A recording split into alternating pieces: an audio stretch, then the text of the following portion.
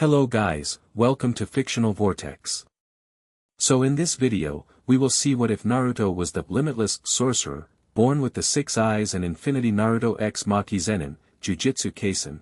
If you enjoy these kinds of stories, don't forget to show us some love by hitting the like button and subscribing to the channel. Your support means the world to us. Now, let's start the story. Chapter 1. The Azure Prodigy. The morning sun cut through Konoha's mist as Naruto Uzumaki stood at the center of Training Ground 7. His teammates kept their distance, not out of the old hatred he'd grown used to, but something else entirely. Something worse, maybe. Awe. Fear. Reverence.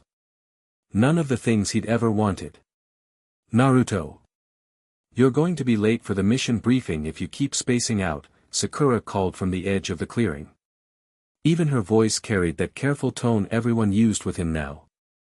Naruto's eyes snapped open, brilliant blue with 6 pointed stars stretching across his pupils. The 6 eyes.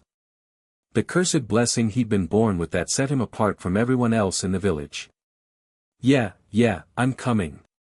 He jogged over, deliberately closing his eyes and channeling chakra to activate what he called his normal mode, the appearance of regular blue eyes that let people actually look at him without flinching. Sasuke leaned against a nearby tree, arms crossed. Show off. I wasn't even doing anything, Naruto shot back, falling into step beside his teammates as they headed toward the Hokage Tower. You don't need to do anything, Sasuke muttered. Just existing with those eyes is showing off. There it was. The resentment that had replaced their rivalry. Naruto missed the days when Sasuke just thought he was an idiot. Being treated like some kind of god was way worse. Kakashi appeared in a swirl of leaves before the conversation could escalate. My cute little genin, all ready for an exciting C-rank border patrol. His visible eye curved into what passed for a smile. Border patrol. Seriously? Naruto groaned. We've been genin for 6 months. When are we getting real missions? Kakashi's eye flickered to Naruto's face, to where the 6 eyes hid behind his chakra control. The Hokage has his reasons. Those reasons being that nobody knew what to do with him. The vessel of infinite power. The boy who could, according to the ancient scrolls recovered after his abilities manifested, potentially tear reality apart if he fully unleashed his abilities. Fine, whatever, Naruto grumbled, kicking a stone as they walked. But I'm not using it unless I absolutely have to. Nobody's asking you to, Kakashi said quietly. That was the problem. Nobody ever asked him to use his power. They just watched and waited, wondering what would happen when he finally did. The northeastern border between Fire Country and Sound was mostly forests and rocky terrain, nothing special compared to the training grounds back home. Team 7 had been patrolling for 2 days with nothing to report except Naruto's increasing boredom. This is such a waste, he complained, balancing on a fallen log while walking backwards to face his team. I could be learning actual jutsu instead of what? Showing everyone how special you are. Sasuke cut in. That's not what I meant and you know it. Sakura stepped between them. Guys, stop it. We're supposed to be watching for suspicious activity, not fighting each other. There is no suspicious activity, Naruto said, throwing his hands up. There's nothing out here but trees and dirt and, the air split open. That's the only way Naruto could describe it. 1 second they were standing in a normal forest clearing, and the next, reality itself seemed to tear like paper, revealing a pulsing purple-black void between the edges. What the hell? Sasuke activated his Sharingan instantly. Kakashi appeared beside them, lifting his headband to reveal his own borrowed Sharingan. Get back. Now. But Naruto couldn't move. Something about the rift called to him, resonated with something deep. Inside. Without thinking, he dropped his chakra mask, revealing the 6 eyes in their full glory. Naruto, don't. Kakashi reached for him, but too late. The world around Naruto shifted into perfect clarity. With his 6 eyes active, he could see everything, the currents of chakra flowing through his teammates, the birds freezing mid-flight above them, and most importantly, the strange energy pouring from the rift that wasn't chakra at all. "It's not an enemy attack," Naruto said, his voice suddenly calm. "It's something different. Something not from our world." As if responding to his observation, the rift pulsed wider. A clawed hand emerged from the darkness, followed by a grotesque body that seemed made of twisted flesh and bone. Its face, if you could call it that, was a warped mask with too many eyes. "What the fuck is that?" Sasuke's voice cracked slightly. More creatures poured through, some humanoid, others defying description entirely. They moved with unnatural speed, lurching toward the team with single-minded hunger. "I can see them," Naruto said. "They're made of energy, but not chakra. Something else." "Theorize later," Kakashi ordered, forming hand signs. "Fire style, Great Fireball Jutsu." The fireball tore through the first wave of creatures, but passed harmlessly through others. Sasuke joined with his own fire jutsu while Sakura took a defensive position with kunai ready. But the creatures kept coming. For every one they destroyed, 2 more emerged from the rift. "This isn't working," Naruto said, stepping forward. "Naruto, wait, I got this." For the first time in months, Naruto felt a rush of purpose. These things weren't from their world. Maybe that's why his eyes felt drawn to them. He raised his hand and focused. The space around his palm distorted, warping as he activated the technique that came as naturally as breathing to him. Infinity. A barrier formed around the nearest cluster of creatures, not a physical wall, but a division of space itself. Inside the barrier, the creatures seemed to slow, then stop entirely, frozen in a moment of time that would never end. "What did you do?" Sakura asked, wide-eyed. "I divided the space between us and them into infinite segments," Naruto explained, surprised by how easily the words came. "They'll never reach us because they'll never cross infinite distance." But more creatures poured through the rift. Too many for even Naruto to trap individually. Then something else emerged from the void, not a monster this time, but a human figure. A girl about their age with short dark hair and fierce eyes, wielding what looked like a massive metal staff. She moved with incredible speed, cutting through the creatures with precision and strength that seemed impossible. Behind her came others, a white-haired boy with what looked like stitches on his face, and most strikingly, a tall man with white hair and eyes just like Naruto's. "Cursed spirits," the girl shouted. "Get back unless you know how to fight them." "Cursed what?" Sakura called back. The white-haired man surveyed the scene, his 6-starred eyes landing on Naruto with visible shock. "Well, this is unexpected," he said with a lazy drawl that somehow cut through the chaos. "Didn't think I'd find another 6 eyes user on this side of the rift."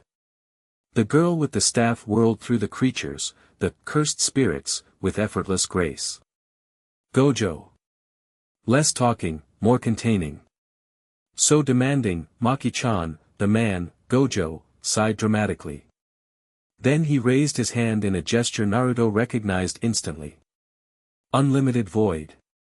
The entire area warped, and all the spirits froze in place as reality itself seemed to bend around them. With his 6 eyes, Naruto could see exactly what was happening, a domain of infinite information overloading the spirit's consciousness. It was the technique Naruto had been afraid to even attempt. "Now, Itadori." Gojo called. The boy with stitches leapt forward, his fist glowing with strange energy as he punched through the immobilized spirits one after another. Each one exploded into nothingness on contact. In moments, the clearing was empty of threats. The girl, Maki, approached the rift and pulled out what looked like a paper talisman, slapping it against the tear in reality. The edges of the rift slowly began to close. Only then did the newcomers turn their full attention to Team 7. "So," Gojo said, his smile widening as he looked at Naruto. "Another 6 eyes and limitless user. Fascinating. You're not a Gojo, though. What's your name, kid? Naruto Uzumaki, he answered, standing straighter. For once, someone was looking at his eyes without fear, with recognition instead.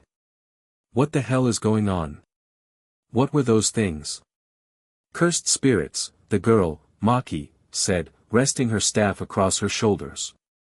And you're shinobi, right? We've heard about you on our side. Your side? Kakashi stepped forward, tense and ready. Explain yourselves. Gojo tilted his head.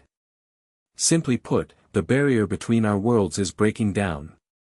Those rifts are popping up all over the place, connections between your world of chakra and our world of cursed energy. He gestured to Naruto.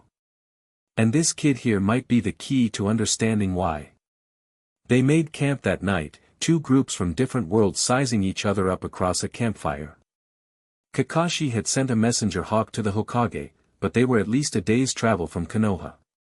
So you're saying there's a whole other world parallel to ours? Sakura asked, fascinated despite the danger. With different energy systems and everything? Cursed energy instead of chakra, the boy named Itadori confirmed. Created from negative emotions. Our world has jujitsu sorcerers who use cursed energy to fight cursed spirits, Maki explained. She hadn't let go of her weapon once. Those monsters you saw. They form from the negative emotions of humans and prey on them in return. Naruto couldn't take his eyes off Gojo. Another person with 6 eyes. Someone who understood what it was like. So why do I have your eyes? He finally asked. I've had them since birth. Everyone in the village treated it like some kind of miracle or curse. Probably because it is, Gojo said. He'd pushed up his dark glasses to reveal eyes identical to Naruto's. The 6 eyes are incredibly rare even in our world, usually only one bearer exists at a time. Combined with the limitless technique, they make the user virtually invincible. Sasuke scoffed. He's hardly invincible. He can barely control it. Because no one's been able to teach him, Gojo countered. The 6 eyes let you see and manipulate the space between things at a quantum level. Without proper training, it's like giving a toddler the power to reshape reality. That explains a lot, Kakashi muttered. Naruto leaned forward. So you can teach me? To control it properly? Gojo's expression sobered slightly. That's the plan. These rifts aren't appearing by accident. Someone's deliberately weakening the barrier between our worlds, and I'm guessing they're after power like yours. Like ours, Naruto corrected. Not quite the same, Gojo mused. Your energy is different. Chakra, not cursed energy. The applications might vary. Maki, who'd been silently observing, finally spoke up. What I don't understand is how he has the 6 eyes at all. They're inherited through the Gojo bloodline in our world. Naruto flinched slightly. I'm an orphan. No family. Something passed between the jujitsu sorcerers, a look that said they knew more than they were letting on. What? Naruto demanded. Nothing concrete, Gojo said. Just theories. The important thing is securing these rifts before more cursed spirits come through. Your world isn't equipped to handle them. Why not? Sasuke challenged. We have powerful jutsu. Regular attacks don't work on cursed spirits, Maki explained. Only cursed energy can exorcise them permanently. She nodded toward Naruto. Except his techniques worked because the limitless transcends the normal rules.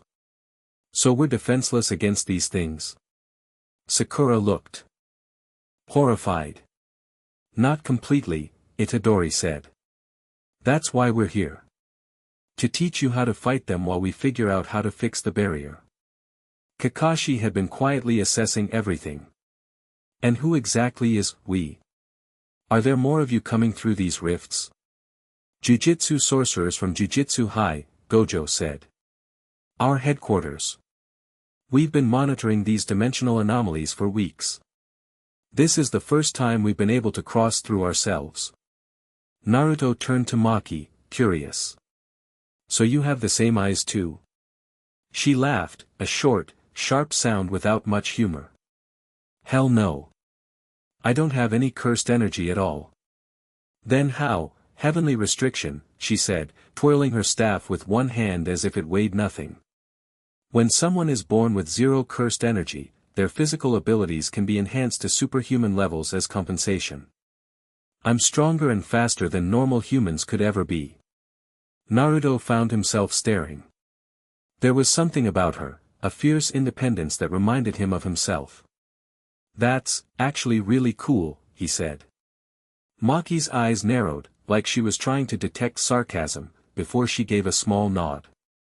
We should get moving at first light, Kakashi decided. These rifts need to be reported directly to the Hokage. Agreed, Gojo said. And your Naruto here needs proper training before whoever's creating these rifts finds him. I'm not there, Naruto, he objected. I'm just Naruto. Maki gave him an appraising look that made him straighten his shoulders. We'll see about that, she said. The next morning, they packed up camp efficiently. Naruto noticed how Maki moved, precise, economical, nothing wasted. Despite her lack of cursed energy or chakra or whatever, she carried herself with the confidence of someone who knew exactly what they were capable of.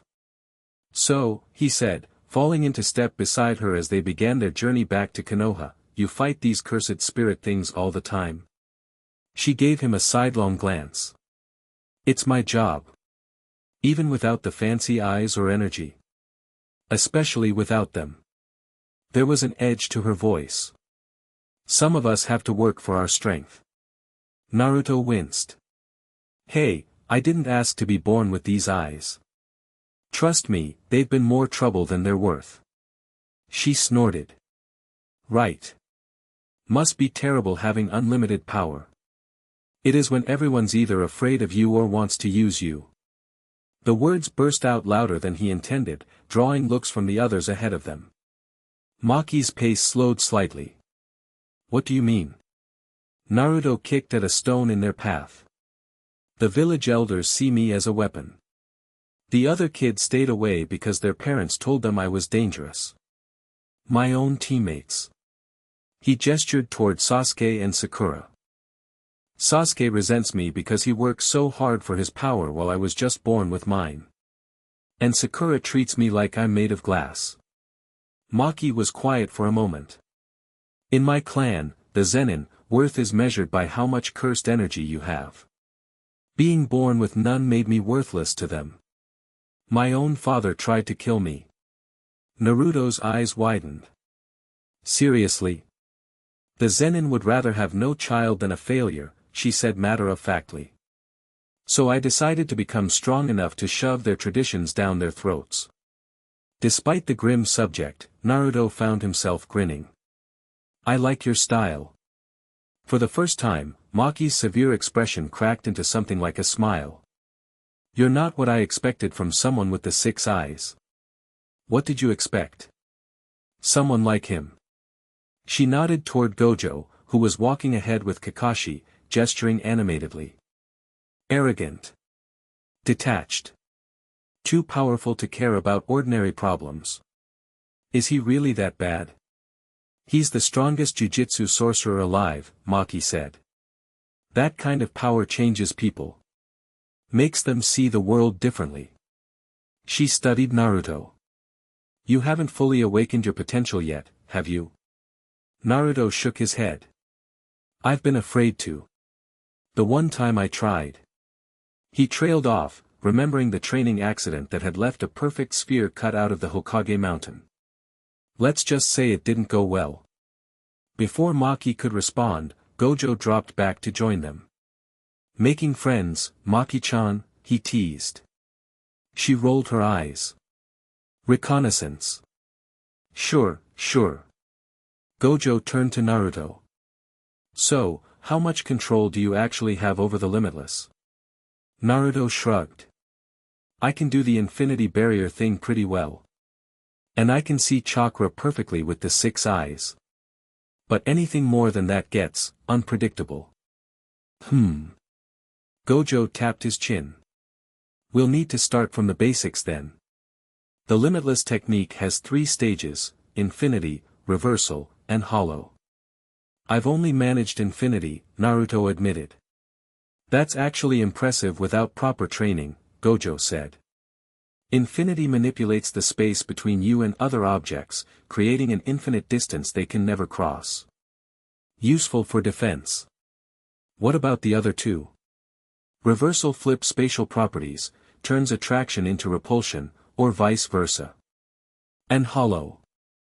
Gojo's voice took on a more serious tone. Hollow Purple combines both to create a void that erases anything it touches from existence. Naruto swallowed. That sounds intense. It is.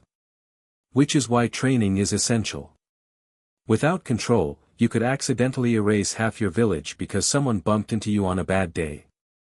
That explained why the elders had been so paranoid about his training. Why Kakashi spent more time teaching him restraint than actual techniques. I want to learn, Naruto said firmly. All of it.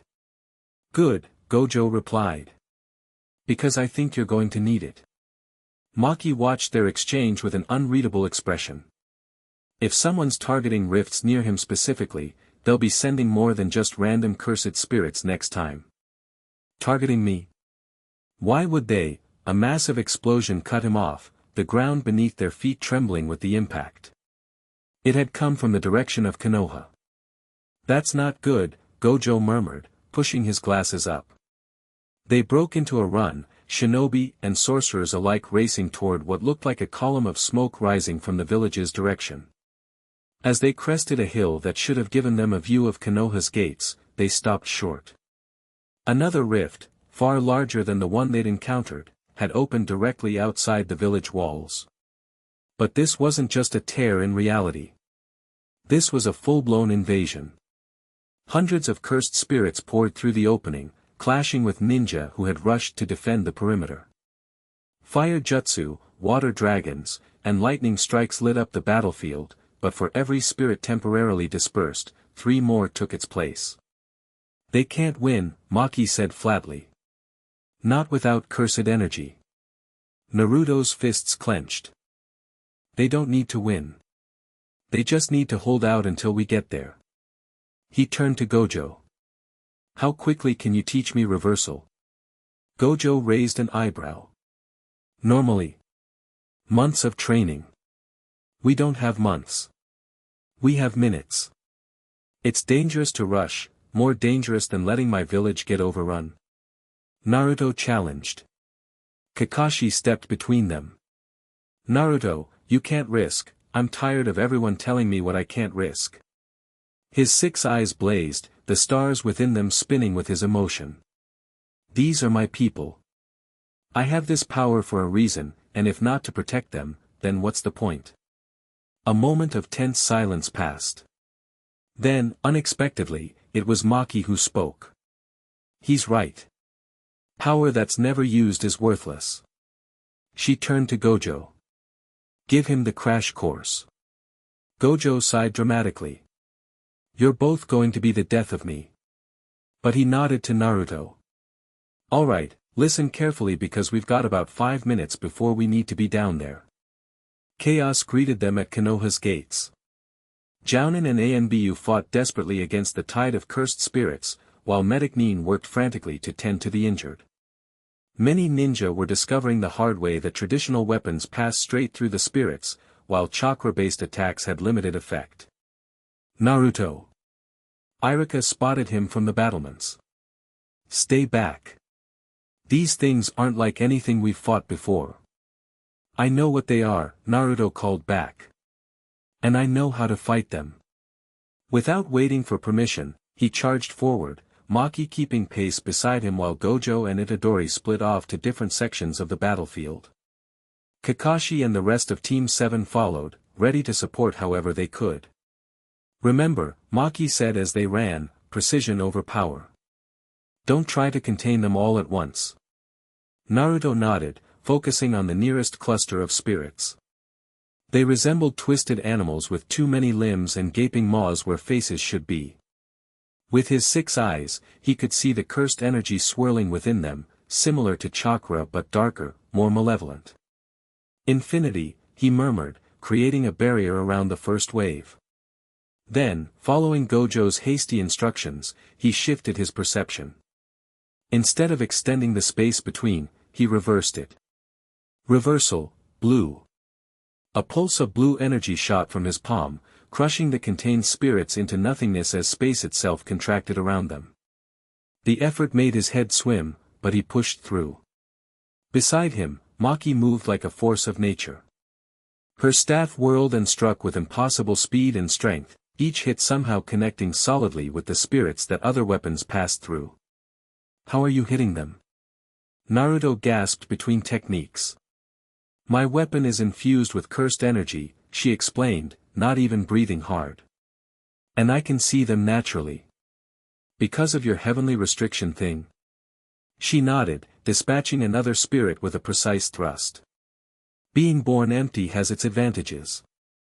Across the battlefield, Gojo had created a perimeter using his infinity, while Itadori fought with glowing fists that seemed to house some kind of entity inside him. Sasuke and Sakura had taken defensive positions around injured villagers, Kakashi covering their retreat. But the rift continued to widen, more spirits emerging by the second. "We need to close that portal." Maki shouted over the din of battle. "How?" Naruto called back. "We need to find whatever's anchoring it to this side. These rifts don't just happen, something or someone is creating them." Naruto scanned the area with his 6 eyes, looking past the visible into the currents of energy flowing around them. There, at the center of the rift, a pulsing node of cursed energy unlike the spirits themselves. Something deliberate. "I see it," he shouted. "There's something controlling the rift from inside." Maki followed his gaze. "We need to get through and destroy it." "Through the rift? Into your world? It's the only way." Naruto glanced back at his village, at the people fighting and falling against an enemy they couldn't hope to defeat without help. Then at Maki, who'd clearly made this kind of choice before. "Let's do it," he said. They fought their way toward the center of the rift, combining Naruto's limitless techniques with Maki's raw combat prowess. When they reached the edge of the void, Naruto hesitated just for a moment. "I've never been to another dimension before." Maki actually grinned. "First time for everything, Limitless." With that, she grabbed his wrist and pulled him into the rift. Crossing dimensions felt like being turned inside out and reassembled. For a disorientating moment, Naruto couldn't tell which way was up or down. Then his feet hit solid ground, and reality snapped back into focus. They stood in what looked like an abandoned temple courtyard. The architecture was similar to Fire Country's style but subtly different, darker woods, stranger angles. And the air itself felt heavy with an energy that wasn't chakra. "Where are we?" Naruto asked, trying to get his bearings. "Some kind of jujitsu outpost," Maki said, already scanning for threats. "Abandoned from the looks of it. Except." She pointed to the center of the courtyard where a complex array of symbols had been painted on the stone. At each corner of the array stood a human-like figure, but Naruto could immediately tell they weren't human at all. With his 6 eyes, he saw they were constructs made of cursed energy, maintaining the spell that kept the rift open. "Those are puppets," Maki said. "Someone's controlling them remotely. So we destroy them, the rift closes?" "In theory." They moved cautiously toward the array, but before they could reach it, a voice echoed through the courtyard. "Interesting. I wasn't expecting visitors quite so soon." A man stepped from the shadows, tall and elegant with long dark hair. His face would have been handsome if not for the malevolent gleam in his eyes. He wore traditional robes and carried himself with the confidence of someone used to being obeyed. "Kenjaku," Maki hissed, raising her weapon. "Maki Zenin," the man replied with a slight smile. "Crossing dimensions now? How ambitious for someone born empty." His gaze shifted to Naruto, and his smile widened. And you've brought me exactly what I've been looking for. How considerate. Who the hell are you? Naruto demanded. Someone who's spent centuries waiting for an opportunity like this. Kenjaku's eyes gleamed with anticipation. Two worlds, each with their own energy system. Imagine the possibilities when they fully merge. That's what this is about. Merging our worlds. It's about evolution. Progress. Breaking the stagnation that has held both our realities back. Kenjaku spread his hands. And you, with your 6 eyes and chakra combined, are the perfect bridge between worlds. Naruto stepped forward. I'm not helping you with anything. We're shutting this rift down, now. So dramatic, Kenjaku sighed. Just like your mother. The words hit Naruto like a physical blow. What did you say? Oh. They didn't tell you. Kenjaku's smile turned cruel. How do you think a child in the shinobi world was born with the 6 eyes? Your mother crossed over during my previous experiment 20 years ago. Kushina Uzumaki, carrying the 9 tails and my cursed energy. The perfect vessel for creating a hybrid child. Naruto felt like the ground was tilting beneath him. You're lying. Ask your new friends. The Gojo clan has been tracking my movements for generations. They know exactly what happened to her. Maki's expression hardened. Ignore him, Naruto. He manipulates people, it's what he does. Am I manipulating? Kenjaku asked mildly. Or merely revealing inconvenient truths?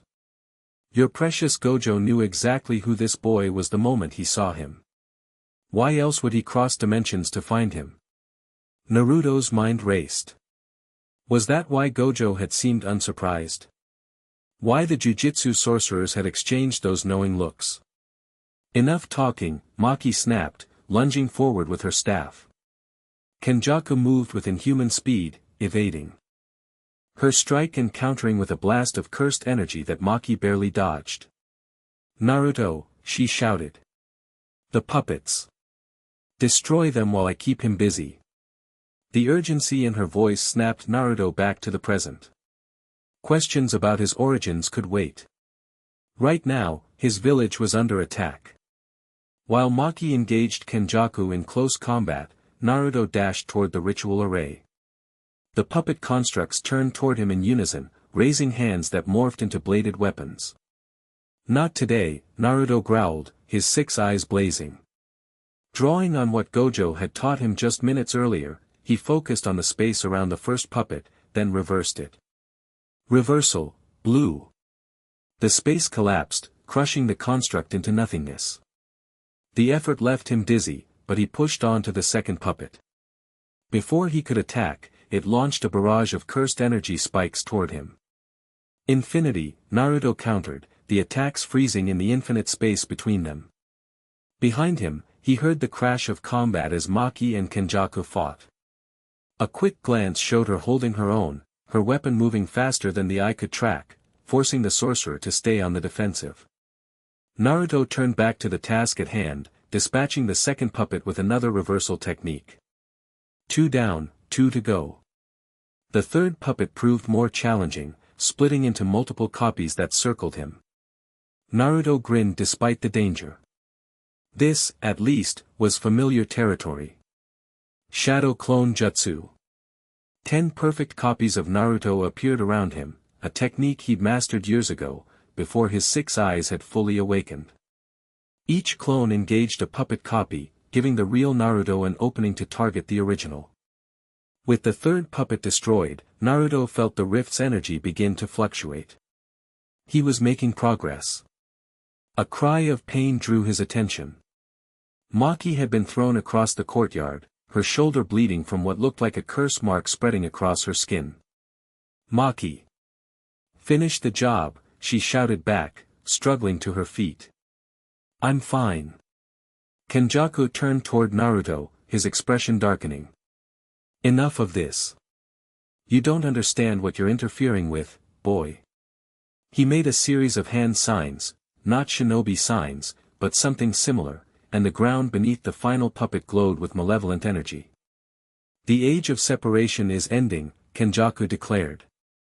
The barriers between worlds will fall, and a new era of power will begin. You could be at the forefront, Naruto Uzumaki. The first of a new generation of hybrid sorcerers. Not interested, Naruto replied, gathering his chakra. The final puppet was now surrounded by a shield of cursed energy, too strong for a simple reversal technique. Naruto remembered what Gojo had said about the highest form of the limitless, hollow. Combining infinity and reversal to create a void that erased matter itself. It was dangerous, untested, but it might be their only option.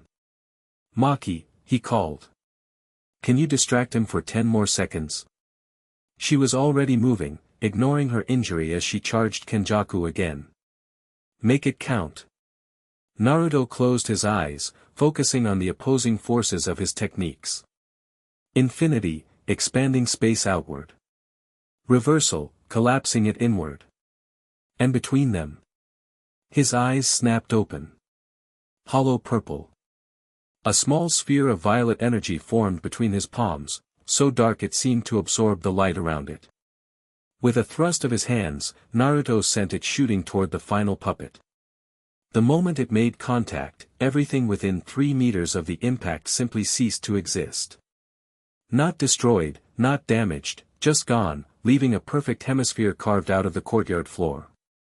The rift's energy pattern destabilized immediately, the tear in reality beginning to shrink. Kenjaku hissed in frustration, breaking away from his fight with Maki.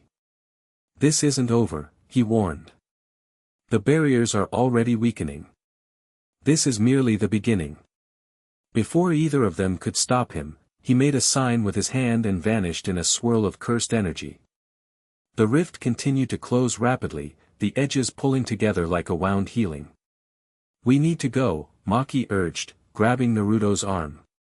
Now, before it seals completely. Naruto hesitated. What he said about my mother, later, Maki promised. Right now, we need to get back to your village. She was right. Questions about his past could wait. The people of Konoha needed him now. Together, they leapt back through the narrowing rift, the sensation of dimensional crossing even more disorienting the second time.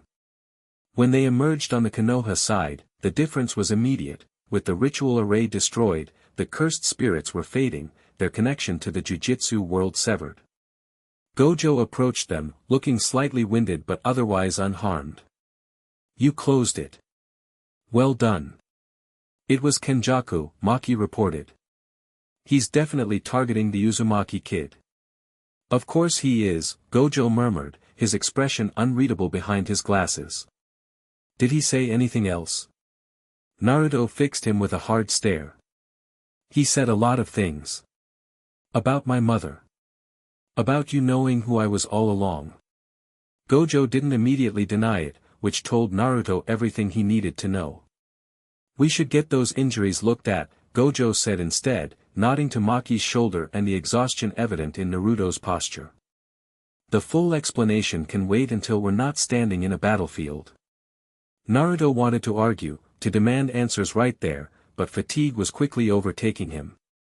Using hollow purple without proper training had drained him more than he'd realized. As medics and ninja swarmed around them, securing the area and treating the wounded, Naruto found Maki at his side again. For what it's worth, she said quietly, that was impressive for someone with no formal training. Especially the hollow purple. I almost erased myself along with that puppet, Naruto admitted. She almost smiled. But you didn't. Sometimes that's the only difference that matters. After a pause, she added, and whatever Kenjaku said, don't let it get to you. He twists truths to manipulate people. But some of it was true, wasn't it? Maki met his gaze directly. Some, probably. But you're still Naruto Uzumaki of Konoha. That hasn't changed. Somehow, coming from her, someone who knew what it was like to have your identity challenged by circumstances beyond your control, the words actually helped. Thanks, he said. Then, mustering a ghost of his usual energy, added, next time we cross dimensions, maybe we can do it without a life-or-death situation forcing our hand. This time she did smile, brief but genuine. Don't count on it, Limitless. As they walked back toward the village gates, Naruto knew nothing would be the same. After today, the barriers between worlds were breaking down. Enemies from another dimension were targeting him specifically. And his own origins were far more complicated than he'd ever imagined. But looking at the village he'd just helped save, at Maki walking beside him, and at the potential of his barely tapped abilities, Naruto felt something he hadn't experienced in a long time. Purpose. Whatever came next, he wouldn't be facing it alone. Chapter 2, Convergent Techniques. 3 days after the Rift attack, Naruto stood in Training Ground 44, the Forest of Death, facing off against Gojo Satoru. The Jujutsu sorcerer lounged against a tree trunk, looking completely unbothered despite the tension hanging in the air. You knew, Naruto said, not bothering with preambles. You knew who I was the moment you saw me. Gojo pushed his dark glasses up slightly. I had theories. Bullshit. Kenjaku said my mother crossed dimensions. That she carried the Nine Tails and his cursed energy. That I was some kind of experiment. The forest around them seemed to hold its breath. In the days since the attack, the Hokage had granted the Jujutsu sorcerers temporary residence in Konoha while they worked to understand the dimensional rifts. But nobody had offered Naruto any real answers. Your mother was Kushina Uzumaki, Gojo finally said. About 20 years ago, a rift appeared in our world. She came through, injured and disoriented. The Gojo clan found her. Naruto's fists clenched. And she was pregnant. With you. Gojo straightened up, his usual laid-back demeanor giving way to something more serious. She told us she'd been attacked during the early stages of her pregnancy. That something had been done to her and her unborn child. We tried to help, but the dimensional energies were unstable. She was pulled back to your world before we fully understood what had happened. So Kenjaku was telling the truth. I'm some kind of hybrid experiment. You're Naruto Uzumaki, Gojo countered sharply. Whatever Kenjaku did or didn't do doesn't define you. But yes, somehow he managed to infuse you with the Six Eyes and Limitless technique while you were still developing. Naruto's mind raced. The Nine Tails attack had happened the day he was born. His parents had died protecting the village. But if what Gojo was saying was true, they'd already been targeted long before that. Why would he do this? What does he want? Kenjaku is ancient, he's existed for over 1,000 years by transferring his consciousness between bodies. His goal has always been evolution, pushing the boundaries of jujitsu. Creating a being with both six eyes and chakra would be exactly his style. Naruto paced in a tight circle. So I'm just a science experiment gone wrong. Some freak hybrid he created. Wrong. The voice came not from Gojo but from behind Naruto.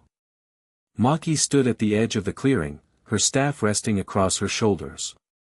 Unlike Gojo in his casual attire, she wore training clothes clearly borrowed from Konoha supplies. You're not a freak hybrid, she continued, walking toward them. You're someone born with extraordinary abilities who gets to decide what to do with them. Trust me, I know something about being different. Naruto couldn't help but notice the bandage still visible on her shoulder from their battle with Kenjaku.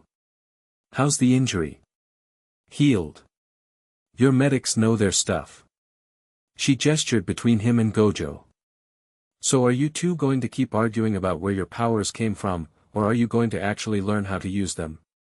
Her bluntness cut through Naruto's swirling emotions. He turned back to Gojo. Fine. Teach me. But no more secrets. Deal. Gojo clapped his hands together. Let's start with the basics. You've managed infinity and a crude version of Hollow Purple. Impressive, but dangerous without control. I saved the village, Naruto pointed out. You nearly erased yourself from existence, Maki countered. I saw your hands shaking afterward. The limitless technique manipulates space itself, Gojo explained. With the 6 eyes, you can see and process the infinitesimal distances between objects. Infinity stretches that space to create an impenetrable barrier. Reversal contracts it to crush anything caught inside. Naruto nodded impatiently. I get that part. What I don't get is how to control it better. Visualization, Gojo said simply. For most sorcerers, using cursed energy requires complex hand signs and incantations. The 6 eyes let us bypass that. We can see and manipulate spatial dimensions directly. Your problem is precision. Show me. Gojo picked up a leaf and held it between them. Focus on the space around this leaf. Not the leaf itself, but the boundary between the leaf and the air around it. Naruto activated his 6 eyes, the world shifting into hyperclarity. With his enhanced perception, he could see not just the leaf but the minute spaces between its cells, the invisible barrier where leaf ended and air began. Now, Gojo continued, imagine that boundary extending outward. Not everywhere, just here. He pointed to a specific spot on the leaf's edge. Naruto focused, trying to extend the space at just that one point. The leaf's edge blurred, then seemed to stretch without actually growing larger, a visual distortion as space itself warped around it. Good, Gojo said. Now collapse it back. Reversing the process proved harder. Naruto frowned in concentration, sweat beading on his forehead as he tried to contract the space he'd expanded. The leaf trembled, then suddenly crumpled inward as if an invisible hand had crushed it. Too much, Gojo observed. You're still thinking in terms of brute force. The limitless isn't about power, it's about precision. It's like learning to write with a brush after using kunai your whole life, Maki commented from where she was observing. Different muscle memory. Naruto shot her a glance.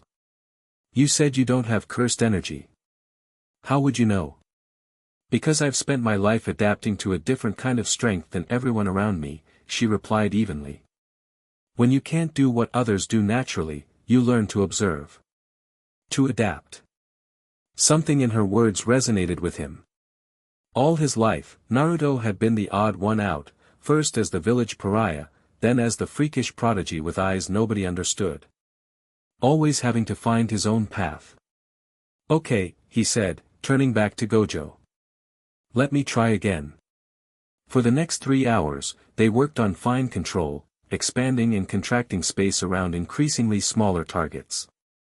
By midday, Naruto could create a perfect sphere of infinity around a single grain of rice without affecting anything around it.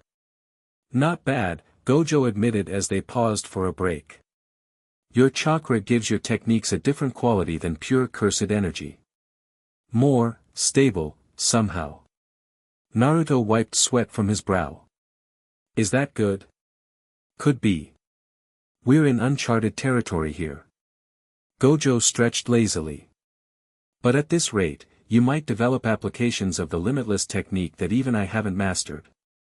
Before Naruto could respond, an ANBU appeared at the edge of the clearing. Uzumaki.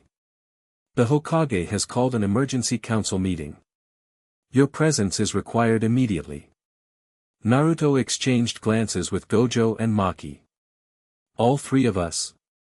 The jujitsu sorcerers as well, the ANBU confirmed before vanishing in a swirl of leaves. That doesn't sound good, Maki murmured. Politics, Gojo sighed dramatically. My least favorite dimension. The council chamber was already filled when they arrived.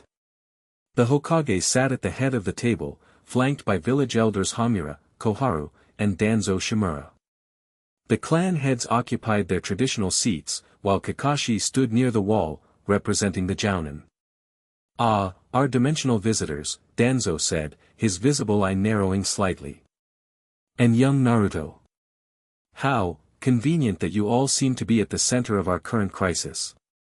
Naruto bristled at the insinuation, but the Hokage raised a hand for silence. We've received reports of 2 more rifts opening within fire. Country borders, he announced. Smaller than the one that appeared at our gates, but concerning nonetheless. Have cursed spirits come through? Gojo asked, dropping his carefree demeanor in the formal setting. Not yet, Kakashi answered. But we've established perimeters around both locations. The rifts appear to be growing. As expected, Danzo interjected. This invasion was merely the first wave. An attack on our very reality. It's not an invasion, Maki said sharply. We're trying to stop this too. Are you? Danzo turned his gaze toward her. How convenient that specialists in handling these creatures appeared just as the threat emerged. Almost as if you anticipated it.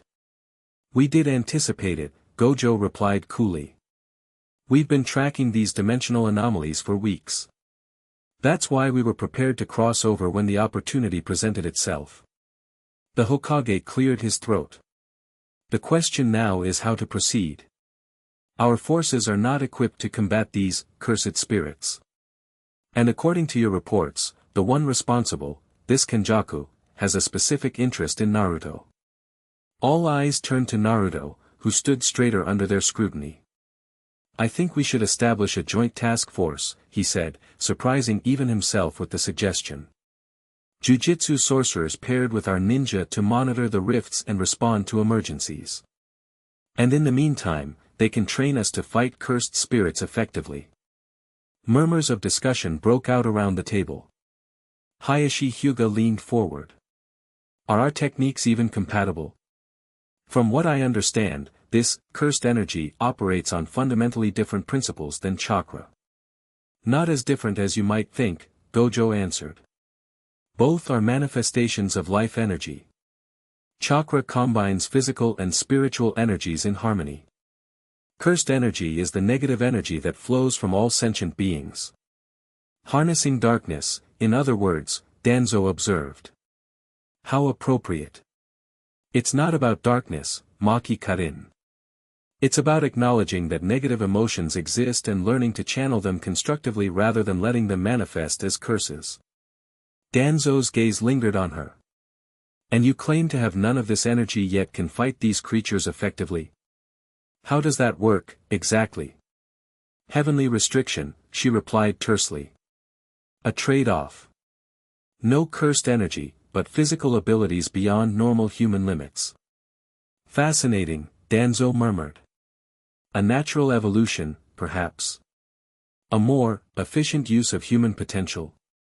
Something in his tone made Naruto step slightly closer to Maki. He didn't like the calculating look in Danzo's eye. The important thing, Naruto interrupted, is that we need to work together. Kenjaku is targeting both our worlds. Whatever he's planning affects all of us. The Hokage nodded. I agree. We will establish joint patrols as Naruto suggested, with knowledge exchange between our forces. Kakashi, you'll coordinate with the Jujutsu sorcerers to develop a training protocol. And what of Naruto himself? Danzo asked. If he is indeed the target, perhaps he should be placed under protective custody. Like hell, Naruto snapped. I'm not hiding while everyone else fights. Naruto is our greatest asset in this conflict, Gojo pointed out. With proper training, his combination of 6 eyes and chakra could be the key to sealing the rifts permanently. All the more reason to ensure his safety, Danzo persisted. I'll be his guardian, Maki said suddenly. All eyes turned to her. I don't have cursed energy for Kenjaku to target, and I can see and fight cursed spirits naturally. Plus, I've already proven I can hold my own against him. Naruto blinked in surprise. Maki hadn't struck him as the protective type. The Hokage considered this a reasonable suggestion. Naruto will continue his training with Gojo Satoru, with Maki Zeni assigned as his combat partner and guard. And his team? Kakashi asked. Team 7 will assist with rift monitoring and village defense, the Hokage decided. Their first-hand experience with the initial incursion makes them valuable assets. With assignments established, the meeting concluded. As they filed out of the chamber, Naruto caught up to Maki in the hallway. So, my guardian, huh? She gave him a sidelong glance. Don't read too much into it. Someone needed to stop that Danzo guy from locking you up. Still. Thanks. Maki shrugged. Besides, I want to see what happens when you actually learn to control those eyes properly. Could be interesting. Interesting, Naruto repeated with a half-smile. That's one word for it. The next morning found them at Training Ground 3, where Rock Lee and Might Guy were waiting. Naruto had suggested that Maki train with Konoha's taijutsu specialists while he worked with Gojo. Youthful greetings. Guy boomed, striking his signature pose. We are honored to train with a visitor from another dimension. Beside him, Lee mirrored the pose perfectly. We have heard of your extraordinary physical abilities. A true testament to the power of hard work. Naruto suppressed a grin as Maki stared at the green-clad duo with thinly veiled disbelief. Are they always like this? She murmured. Always, Naruto confirmed. But they're the best taijutsu masters in the village. If anyone can appreciate your fighting style, it's them. Maki adjusted her grip on her staff. Let's see what they've got. As Gojo led Naruto to a different section of the training ground, he glanced back to see Lee already launching into a flurry of kicks that Maki blocked with surprising ease. For all her initial skepticism, she seemed to be adapting quickly to the eccentric duo's style. She'll be fine, Gojo commented, noting Naruto's backward glance. Maki's been fighting uphill battles her entire life. The Zenin clan isn't known for kindness to those they consider defective. Because she doesn't have cursed energy? Exactly. In our world, cursed energy is everything, especially to the big three jujitsu families. Being born without it in the Zenin clan is like. He searched for an analogy Naruto would understand. Like being born an Uchiha who can't use the Sharingan, Naruto supplied. Worse. More like being born an Uchiha with no chakra at all. The Zenin would have preferred she died at birth rather than taint their bloodline. Naruto's gaze returned to Maki, now trading blows with Lee at speeds that blurred even to his enhanced vision. That's messed up. Family often is, Gojo said lightly. Now, let's focus on your training. Yesterday was about precision. Today is about application. For the next several hours, Gojo taught Naruto increasingly complex applications of the limitless technique, from creating vacuum spaces to manipulating the weight and density of objects by altering the space inside them. The key to hollow purple, Gojo explained as they took a break, is perfect balance between infinity and reversal. When you used it against Kenjaku's puppet, you were running on adrenaline and instinct. Effective, but dangerous. It felt like I was going to tear myself apart, Naruto admitted. Because you nearly did. Hollow purple creates a void that shouldn't exist in normal spacetime. Without proper control, it can collapse back on the user. Naruto wiped sweat from his brow. So how do I control it? Visualization, again. But this time, you need to see the technique as separate from yourself, a projection of your will rather than an extension of your body. As they resumed training, Naruto found himself repeatedly glancing toward where Maki was training with Guy and Lee. Her movements were a blur of deadly precision, her staff extending her reach and multiplying her already formidable strength. What had started as a simple sparring session had evolved into an impromptu tournament, with several other ninja now gathered to test themselves against the visitor from another dimension. Even Sasuke had joined the audience, his Sharingan activated as he studied Maki's movements. Your focus is wandering, Gojo observed mildly. Sorry, Naruto muttered. It's just interesting to see how different fighting styles match up. Gojo hummed, unconvinced. Well, since you're so interested in combat applications, let's try something more practical. Without warning, Gojo flicked a pebble toward Naruto's face with blinding speed. Instinctively, Naruto activated Infinity, the pebble freezing in midair a millimeter from his nose. Good, Gojo nodded. Now, instead of just stopping it, redirect it. Redirect? Infinity doesn't have to work the same in all directions. You can create a curved space that guides objects along a specific path. Naruto frowned in concentration, visualizing the space around the pebble warping like a curved tube. To his surprise, the pebble began to move, following the path he'd created until it shot off at a right angle to its original trajectory. Now you're getting it, Gojo said with approval. The Limitless isn't just defense, it's redirection, manipulation, control. With enough practice, you could catch an enemy's attack and send it right back at them without ever touching it. The possibilities made Naruto's mind race. All his life, he'd treated the six eyes as either a burden or a blunt instrument, something to be hidden or unleashed in desperate moments. The idea of using it with surgical precision opened up whole new horizons. Their training continued until sunset, with Gojo pushing Naruto to refine his techniques in increasingly challenging scenarios. By the time they called it a day, Naruto could maintain multiple infinity barriers of varying strength simultaneously and redirect objects with reasonable accuracy. As they headed back toward the village, they met Maki's group returning from their own training session. Despite hours of intense combat, she looked energized rather than exhausted. "How'd it go?" Naruto asked. "Surprisingly well," she replied. "Your taijutsu specialists are unusual, but skilled. Especially the kid in green. Maki San is a most formidable opponent," Lee declared, his eyes burning with passion despite the bruises visible on his face. "Her youth burns with extraordinary flame." Guy nodded vigorously. "Indeed. Such raw talent combined with technical precision. You must join us again tomorrow."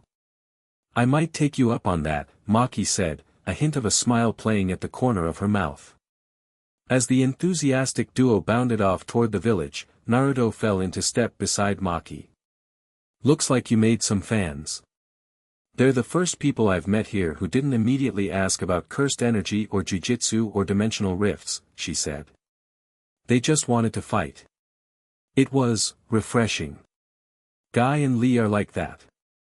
They don't care about bloodlines or special powers, just hard work and determination.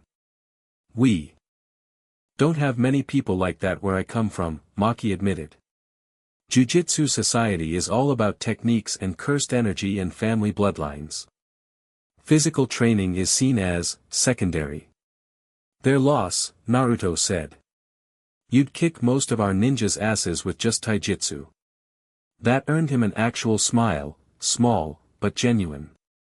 "How was your training with Gojo?" "Intense. But good. I'm starting to understand the Limitless better, not just as raw power but as something I can actually control." As they walked through Konoha streets toward the quarters assigned to the jujitsu visitors, Naruto noticed the stares they attracted, some curious, some wary. But for once, the looks weren't directed solely at him and his hidden eyes. The entire village was adjusting to the idea of visitors from another dimension. "You know," Naruto said as they reached the guest house, "there's a good ramen place just down the street if you're hungry." Maki considered for a moment. "Sure. Lead the way." Ichiraku Ramen welcomed them warmly, Tucci setting bowls before them with his usual enthusiasm. First time serving customers from another dimension. What an honor. As they ate, Naruto found himself sharing stories of his childhood in Konoha, the pranks he'd pulled, his time at the academy, his dreams of becoming Hokage. To his surprise, Maki listened with genuine interest, occasionally offering glimpses into her own past at the Zenin compound and Jujutsu High. "So you really fought a cursed spirit in your first month of training?" Naruto asked between slurps of noodles. "Had to," Maki shrugged. "My family was hoping I'd die in the attempt.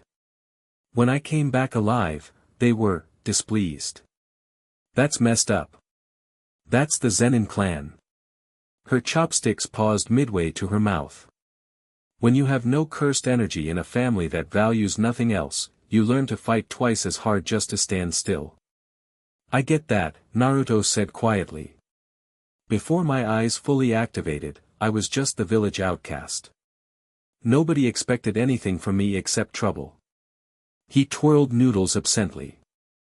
And after they activated, everyone either feared me or wanted to use me as a weapon. Nobody just saw me.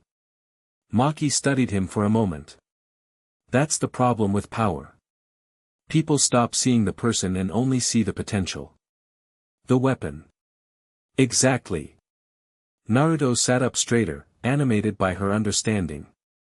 That's why I wanted to become Hokage, to prove I was more than just these eyes. That I could protect people, not just destroy. Is that still what you want? The question caught him off guard. With everything that had happened, learning about his origins, the dimensional rifts, Kenjaku's plans, he hadn't thought about his old dream in days. I don't know, he admitted. Everything feels bigger now. Like there's more at stake than just proving myself to the village. Maki nodded. Finding out you're part of something larger than you thought can change your perspective. What about you? What did you want before all this happened? She was quiet for a moment. To destroy the Zenin clan's expectations. To prove that being born without cursed energy didn't make me worthless. A wry smile crossed her face. Spite is a powerful motivator. And now. Now. She set down her chopsticks. I'm not sure. Coming to this world, seeing how differently things work here, it's opened possibilities I hadn't considered. Their conversation continued late into the evening, moving from Ichiraku to a quiet spot on the Hokage monument overlooking the village. The shared weight of expectations, the struggle to define themselves beyond the limitations others placed on them, despite coming from literally different worlds, they found common ground that neither had expected. As they finally parted ways for the night, Naruto felt a strange sense of anticipation for the days ahead. For the first time in his life, someone seemed to truly understand his struggle without pity or fear clouding their perception. It was, he realized, what having a true friend felt like.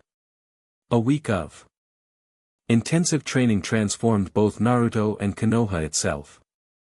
Across the village, ninja paired with jujitsu sorcerers, learning to identify and combat cursed spirits. The Yamanaka clan discovered their mind techniques could disrupt cursed energy patterns. Hinata and Niji found their Byakugan could perceive curses almost as clearly as Maki's heavenly restricted vision. Even Sasuke grudgingly admitted that the Sharingan offered advantages against certain types of spirits. But the most dramatic transformation was in Naruto himself. Under Gojo's tutelage, his control over the limitless technique had advanced exponentially.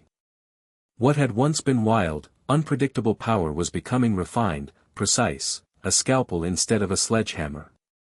And alongside this technical growth came a different kind of development. His daily training sessions with Gojo often ended with him joining Maki's combat practices with Guy and Lee. What began as casual observation evolved into joint training exercises, the two of them developing combination attacks that merged her physical prowess with his spatial manipulation. Again, Maki called, readying her staff as they faced off against a training dummy Gojo had enhanced with cursed energy. Remember, timing is everything. Naruto nodded, six eyes blazing as he created a series of infinity barriers in a specific pattern around the dummy. Maki charged forward, using the barriers as springboards to launch herself at impossible angles, her staff striking the dummy from directions that defied normal movement. Better, Gojo observed from the sidelines. But you're still thinking sequentially. The Limitless can create multiple effects simultaneously. Easy for you to say, Naruto grumbled. You've had years to practice. And you've had a week, Maki pointed out, landing lightly beside him. Stop complaining and try again. Their dynamic had settled into something comfortably challenging, Maki pushing him physically while he expanded the applications of his techniques to complement her fighting style. Neither coddled the other, and both were better for it.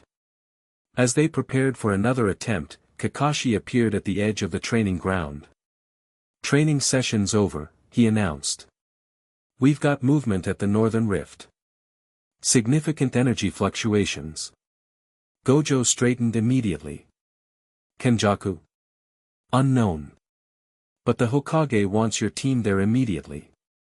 This could be the next incursion. Within minutes, they were racing through the trees toward the northern border of Fire Country.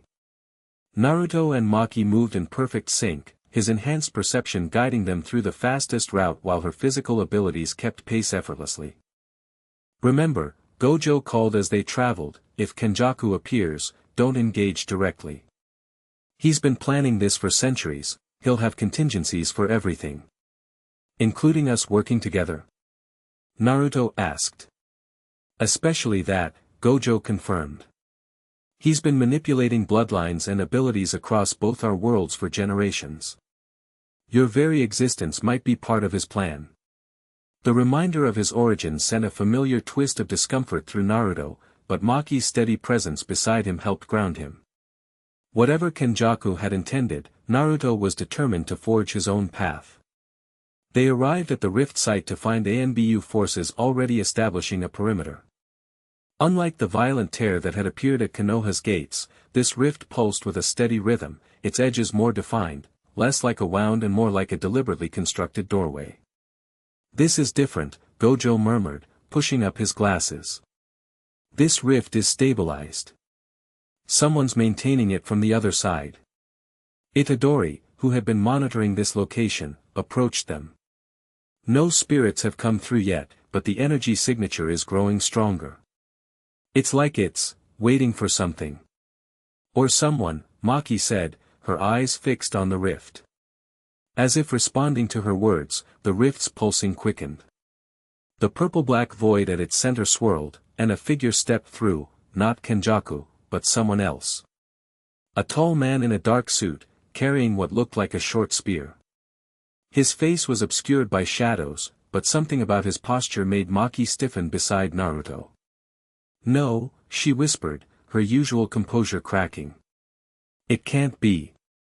The figure emerged fully from the rift, and Naruto finally saw his face, sharp features, cold eyes, and an aura of lethal competence that needed no cursed energy to project danger. Toji Zenin, Gojo said, all traces of his carefree demeanor vanishing. The sorcerer killer. The what? Naruto asked, but Maki was already stepping forward, her knuckles white around her staff. Father, she said, the word like ice. The man, Toji, tilted his head slightly. I have no daughter here, he said, his voice unnervingly casual. Just another job. Without warning, he moved, so fast that even Naruto's 6 eyes struggled to track him. One moment he stood by the rift, the next he was behind their group, his weapon slashing toward Itadori's exposed back. Naruto reacted instinctively, throwing up an infinity barrier that caught the blade millimeters from its target. Toji didn't seem surprised, or concerned. He simply adjusted his grip and struck again, this time at Naruto himself. Infinity, Naruto muttered, expanding his barrier to protect the entire group. To his shock, Toji's blade passed through the barrier as if it didn't exist, forcing Naruto to dodge physically. Only Maki's sudden intervention, her staff blocking the follow-up strike, saved him from a serious wound. Heavenly restriction, Gojo explained quickly as they regrouped. Like Maki, but perfected. He can bypass cursed techniques entirely. Including my limitless? Naruto asked incredulously. Especially that.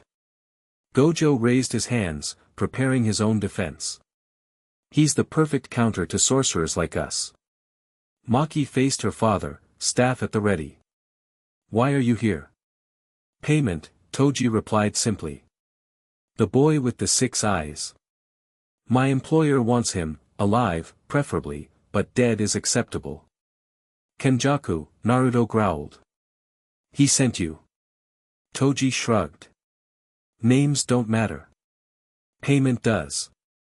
His cold gaze shifted to Maki.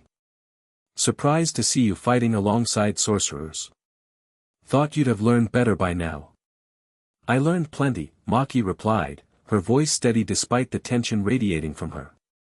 Including how to take down overconfident men who underestimate me. Toji's lips curved in what might have been a smile on anyone else. We'll see. He attacked again, moving with such speed and precision that the ANBU guards couldn't even track him. Gojo created a barrier, but Toji simply passed through it, his weapon aimed at vital points. With surgical accuracy. Naruto had never seen combat like this, not even the most elite jounin moved with such lethal efficiency. Within moments, 3 ANBU lay unconscious or injured, and Toji hadn't even broken a sweat. "We need to change tactics," Gojo called. "Physical attacks only, no cursed techniques." Maki was already engaging, her staff a blur as she matched her father's speed. For the first time, Naruto saw her fighting at her full potential, not holding back for the sake of training or demonstration. Each strike carried enough force to shatter stone, each movement flowing into the next with inhuman precision. But Toji was her equal and more. Where Maki had youth and determination, he had decades of experience killing the unkillable. Their weapons clashed with thunderous impact, the shockwaves alone forcing everyone else to maintain distance. "He's toying with her," Gojo muttered beside Naruto. "Testing her limits." "We have to help," Naruto said. "Not with the Limitless. He'll just bypass it." Naruto thought quickly. If cursed techniques were useless against Toji, then he needed something else, something from his shinobi training rather than his jujitsu abilities. Shadow Clone Jutsu. 20 perfect copies of Naruto surrounded Toji, who paused momentarily, assessing this new development. "Chakra techniques," he observed. "Interesting." The clones attacked in coordinated waves, forcing Toji to defend from multiple angles simultaneously. While he dispatched them with ruthless efficiency, it gave Maki a moment to catch her breath and Naruto time to formulate a plan. "My Limitless doesn't work on him directly," Naruto said quickly to Gojo. "But what about the environment?" Understanding dawned in Gojo's eyes. "Smart. He can ignore cursed techniques targeting him, but not physical consequences of spatial manipulation." Naruto nodded, then created another wave of clones to occupy Toji while he concentrated. Using the 6 eyes, he identified the structural weak points in the ground beneath their battlefield. Then, with carefully controlled application of reversal, blue, he collapsed specific sections of earth.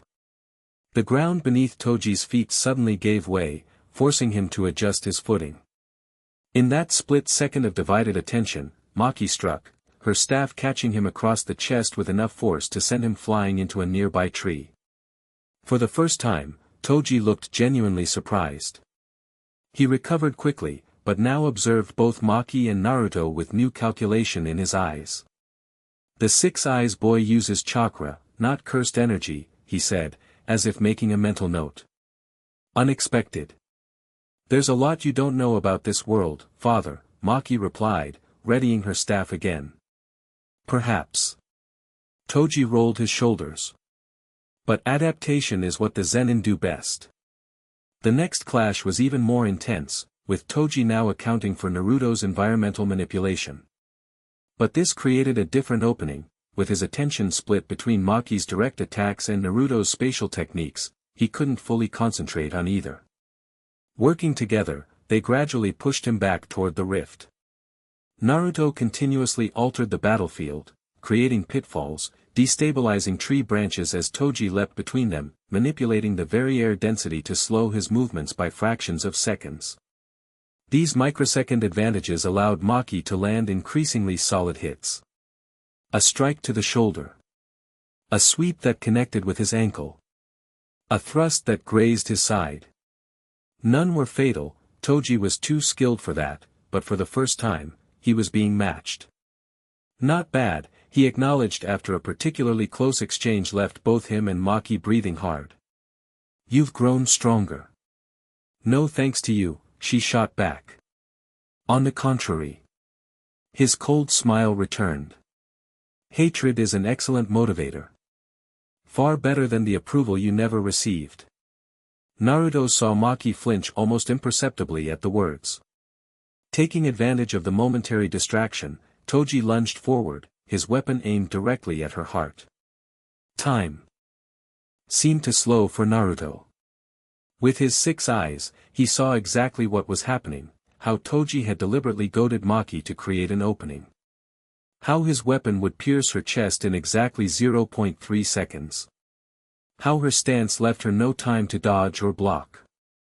Without thinking, Naruto did something he'd never attempted before. He didn't create an infinity barrier, Toji would simply pass through it. Instead, he inverted the principle, applying reversal, blew to the space around Maki herself. The air around her compressed suddenly, propelling her backward just as Toji's weapon thrust forward. Instead of piercing her heart, it grazed her shoulder, a wound rather than a killing blow. The unexpected movement threw off Toji's balance for a crucial second. Recovering instantly, Maki spun and struck with all her strength, her staff connecting solidly with his temple. For the first time, Toji staggered. Blood trickled from a cut above his eye as he reassessed the situation. Interesting partnership, he observed, gaze moving between Naruto and Maki. The sorcerer and the empty one. Kenjaku will find that significant. Before they could press their advantage, Toji suddenly withdrew, leaping back toward the rift. This was merely reconnaissance. The real battle comes later. Wait. Maki called, but Toji had already stepped back through the dimensional tear, which began to collapse immediately after his passage. Silence fell over the battlefield. The ANBU began tending to their wounded while Gojo approached the closing rift, studying its energy pattern. He let himself be driven back, Gojo said quietly. That entire fight was an assessment. Naruto moved to Maki's side, where she stood staring at the spot where her father had vanished. You're hurt. She glanced at her shoulder, where blood stained her torn sleeve. It's nothing. It's not nothing. That strike was aimed to kill you. And would have, if not for your quick thinking. She met his eyes directly. Thank you. The simple acknowledgement carried more weight than effusive gratitude would have. Naruto nodded, recognizing both the thanks and the unspoken request not to make a big deal of it. Your father's a real piece of work, he said instead. He's not my father, Maki replied flatly. Not anymore. He's just another obstacle. But Naruto could see the tension in her posture, the slight tremor in her usually steady hands. Whatever she claimed, seeing Toji had affected her deeply. Let's get that shoulder looked at, he said, deliberately changing the subject. Then we can report back to the Hokage. As they headed back toward Konoha, Gojo fell into step beside them. That was impressive work, both of you. Toji Zenin has killed fully realized jujitsu sorcerers with decades more experience than either of you. He was holding back, Maki said grimly. So were you, Gojo countered. And so was Naruto. The important thing is, we now know Kenjaku is specifically targeting Naruto, enough to send his most dangerous assassin across dimensions. But why? Naruto asked. What does he want with me? I have theories, Gojo said, his usual light-hearted tone absent. None of them good. Elaborate, Maki demanded. Gojo sighed. Kenjaku has spent centuries experimenting with cursed energy, trying to evolve jujitsu to its highest potential. Your existence, Naruto, a being with both 6 eyes and chakra, represents a convergence he's probably been working toward for generations. You think he created me? Deliberately? I think he influenced events to make your birth possible, Gojo clarified. The question is what he intends to do now that you exist. Harvest my abilities somehow, Naruto guessed. Take the 6 eyes for himself. Possibly. Or use you as a catalyst for something bigger. Gojo's expression grew unusually serious. The barriers between our worlds have stood for millennia. For them to start breaking down now, just as you reach maturity, that's not coincidence. The implications hung heavy in the air between them. Naruto had spent his life feeling like an outsider in his own village. Now he faced the possibility that his very existence was part of a plan spanning centuries and dimensions. It doesn't matter what he intended, Maki said suddenly, her voice cutting through Naruto's spiraling thoughts. What matters is what you choose to do with your power. Your life is your own, not his experiment. The simplicity of her statement grounded him. She was right, regardless of how he had obtained the 6 eyes or why Kenjaku might be after him, his choices remained his own. We need to accelerate your training, Gojo decided. Both of you. If Toji returns, he won't underestimate you again. Naruto nodded, determination replacing uncertainty. I'm ready. As they approached the village gates, an ANBU appeared before them with an urgent message: the Hokage requests your immediate presence. Another situation has developed. The situation, as it turned out, was political rather than combative. They arrived at the Hokage Tower to find the council chamber in an uproar, with Danzo Shimura at the center of the controversy. The evidence is clear, he was saying as they entered. These dimensional intruders have brought nothing but chaos and danger to our village. We cannot continue to accommodate them while our citizens are at risk. The intruders are the only reason we've been able to fight the cursed spirits at all, Kakashi countered from his position near the Hokage. And how convenient that is, Danzo replied smoothly. Spirits only they can see, requiring techniques only they can teach. For all we know, they could be manufacturing this crisis themselves. Gojo stepped forward, his usual carefree demeanor replaced by cold anger. You think we created dimensional rifts and sent cursed spirits through just to, what? Gain your trust? To what end? Danzo's single visible eye narrowed. To gain access to our village's secrets. To our chakra techniques. To him. He pointed directly at Naruto. The boy with powers from both worlds. The Hokage raised a hand for silence. Enough, Danzo. We have confirmation from multiple sources that these rifts are appearing across the continent, not just in areas where the Jujutsu sorcerers are present. And yet they seem to follow the Uzumaki boy wherever he goes, Danzo persisted. First our village, now the northern border where he was training. The connection is obvious to anyone not blinded by misplaced trust. Naruto stepped forward. The rifts are targeting me because Kenjaku wants me, not because the Jujutsu sorcerers are causing them. If anything, they're the only reason I'm still alive and in Konoha instead of captured. So you claim, Danzo said dismissively. But your judgment is hardly objective given your close relationship with the Zenin girl. Heat rose in Naruto's face. What's that supposed to mean? Merely that emotional attachments cloud rational assessment. A shinobi should know better. Before Naruto could respond, Maki placed a restraining hand on his arm. He's baiting you, she murmured. Don't give him what he wants. The Hokage cleared his throat. Danzo, your concerns have been noted. However, given the nature of this threat, I am maintaining my decision to continue our cooperation with the Jujutsu sorcerers. Their knowledge is essential to our defense. Then perhaps we should consider more direct approaches to acquiring that knowledge, Danzo suggested. The Yamanaka clan's techniques could extract what we need without requiring ongoing dependence on outsiders. The implications of his statement, essentially suggesting they forcibly extract information from Gojo and the others, sent a ripple of shock through the room. You're talking about mental assault on allies who came to help us, Naruto said incredulously. That's not how Konoha operates. Desperate times require pragmatic solutions, Danzo replied. Something you would understand if you prioritized the village's safety over personal attachments. The accusation struck a nerve.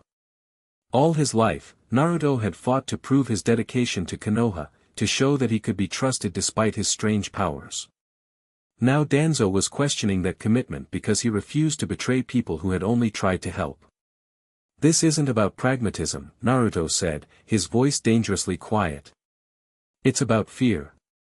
You're afraid of power you don't control. And you're too naive to see when you're being manipulated, Danzo shot back. The tension in the room reached a breaking point as Naruto's 6 eyes activated involuntarily, his anger momentarily overwhelming his control. The air around him distorted slightly as the Limitless responded to his emotions.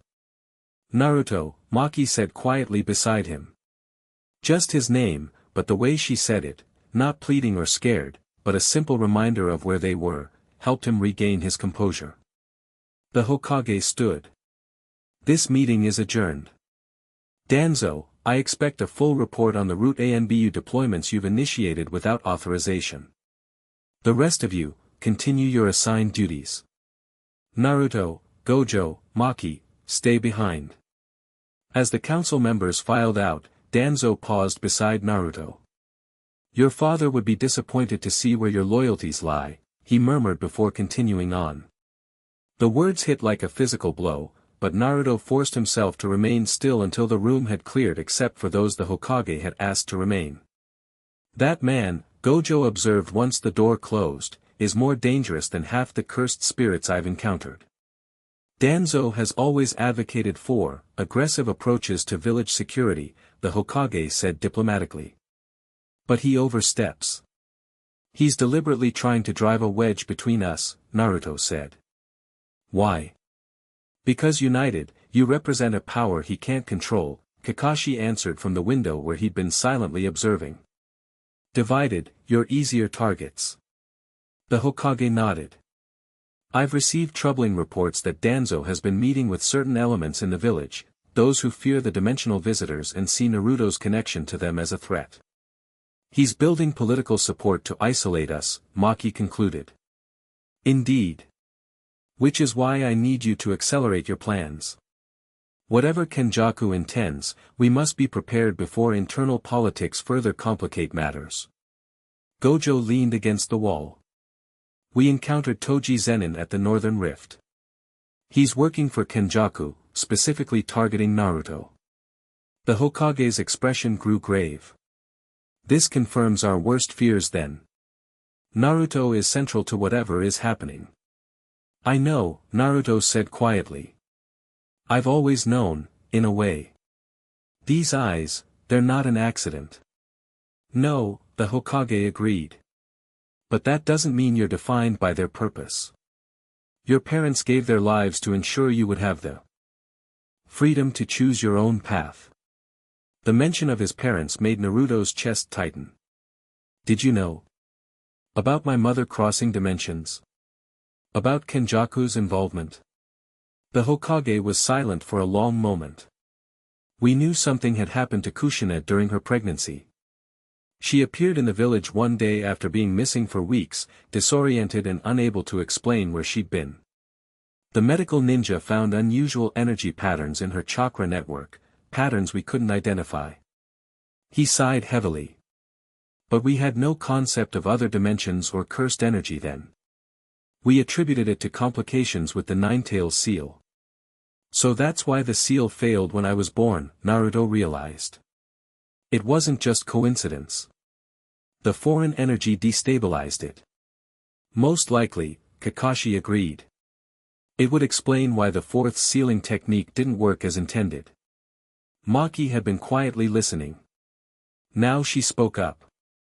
You keep mentioning the Nine-Tails. What exactly is that?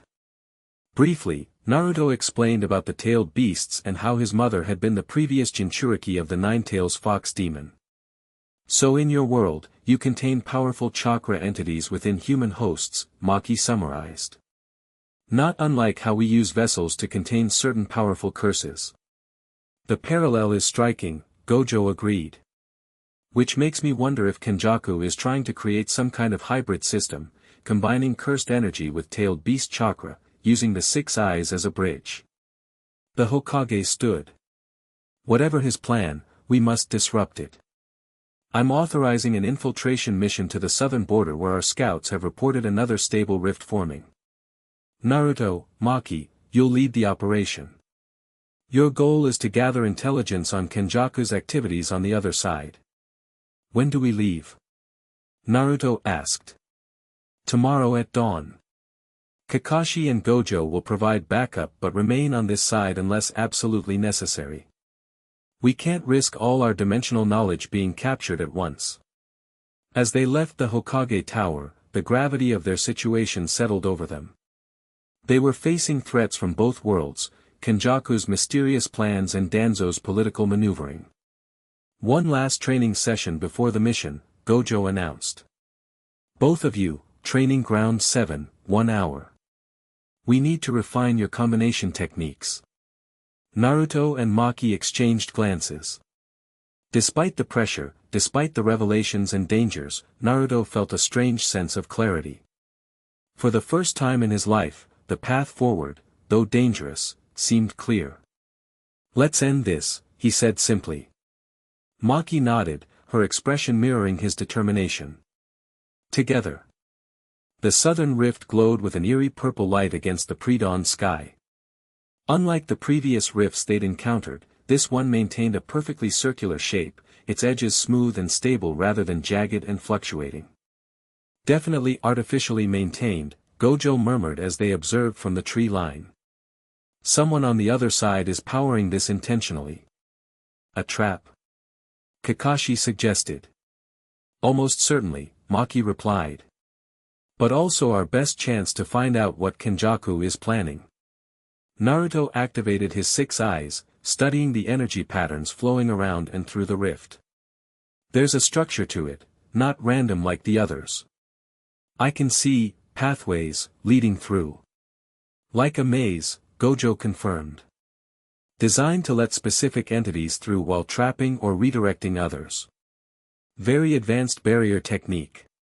The plan they developed was simple in theory. Naruto and Maki would cross through the rift, gather intelligence on Kenjaku's operations, and return with the information. Gojo and Kakashi would monitor from this side, ready to intervene if communication ceased for more than 3 hours. Remember, Gojo said as Naruto and Maki prepared to cross, Kenjaku has been planning this for centuries. Whatever you find on the other side, it's just one piece of a much larger puzzle. And trust no one, Kakashi added. Not everyone in the jujitsu world is as helpful as Gojo. Maki adjusted her staff on her back. Ready?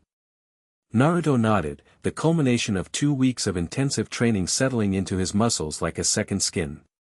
Let's go. Together, they stepped through the dimensional tear. The world on the other side was superficially similar to their own, trees, sky, earth, but with subtle differences that made it feel alien. The air itself seemed heavier, charged with an energy that Naruto now recognized as ambient cursed energy. They had emerged in what appeared to be an abandoned shrine complex, much larger than the outpost where they'd confronted Toji. Ancient buildings spread across a forested valley, many partially reclaimed by nature. At the center stood a main temple structure that still appeared well-maintained, lights visible through paper windows. We're in Kyoto, Maki whispered.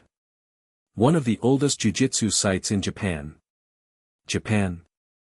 My country. Like your fire country, but different history. They moved silently through the complex, Maki's heavenly restricted senses guiding them past patrolling cursed spirits that Naruto could see with his 6 eyes. The spirits themselves were strange, not the mindless, hungry entities they'd fought before, but organized, almost military in their movements. They're being controlled, Maki observed. Coordinated. As they approached the central temple, voices became audible from within, a meeting of some kind in progress. They positioned themselves beneath a window, listening carefully. The vessel is nearly ready, an unfamiliar voice was saying. The convergence point will stabilize when the boy crosses over willingly. And if he doesn't come willingly? This voice Naruto recognized, Toji Zenin. He will, a third voice replied, smoother, more confident. Kenjaku. He's already following the path I've laid out. The girl was an unexpected variable, but ultimately irrelevant. Maki tensed beside Naruto, but maintained her silence. The 6 eyes with chakra presents unique possibilities, Kenjaku continued. The perfect bridge between cursed energy and chakra systems. Once properly harvested, we can begin the true merger. Merger, the first voice questioned. Of worlds, Kenjaku explained, as if discussing something as simple as the weather. Imagine it, a reality where cursed energy and chakra exist simultaneously, where techniques from both traditions can be combined. The evolution of jujitsu and ninjutsu into something transcendent. At what cost? The first voice again, sounding concerned. Progress always has a price, Kenjaku dismissed. The barriers between dimensions have artificially limited human potential for millennia. Breaking them down will cause temporary chaos, yes, but the survivors will inherit a world of unlimited possibility. Naruto and Maki exchanged glances. Merging the worlds wouldn't just be chaotic, it would be apocalyptic. Billions of lives in both realities thrown into a collision of incompatible energy systems. And the boy's role in this? Toji asked. A catalyst. The six eyes can perceive the dimensional barriers directly. Combined with chakra, they can manipulate those barriers. Once we extract that ability and apply it to the ritual sites we've established, the merger becomes possible on a global scale. Extract, Maki mouthed silently to Naruto. Not recruit, not convince. Extract. They'd heard enough. Slowly, they began to withdraw from their position. But as they reached the edge of the temple grounds, a familiar presence made them freeze. Toji Zenin stood in their path, weapon in hand. Reconnaissance, he said, echoing his words from their previous encounter. Smart. But predictable.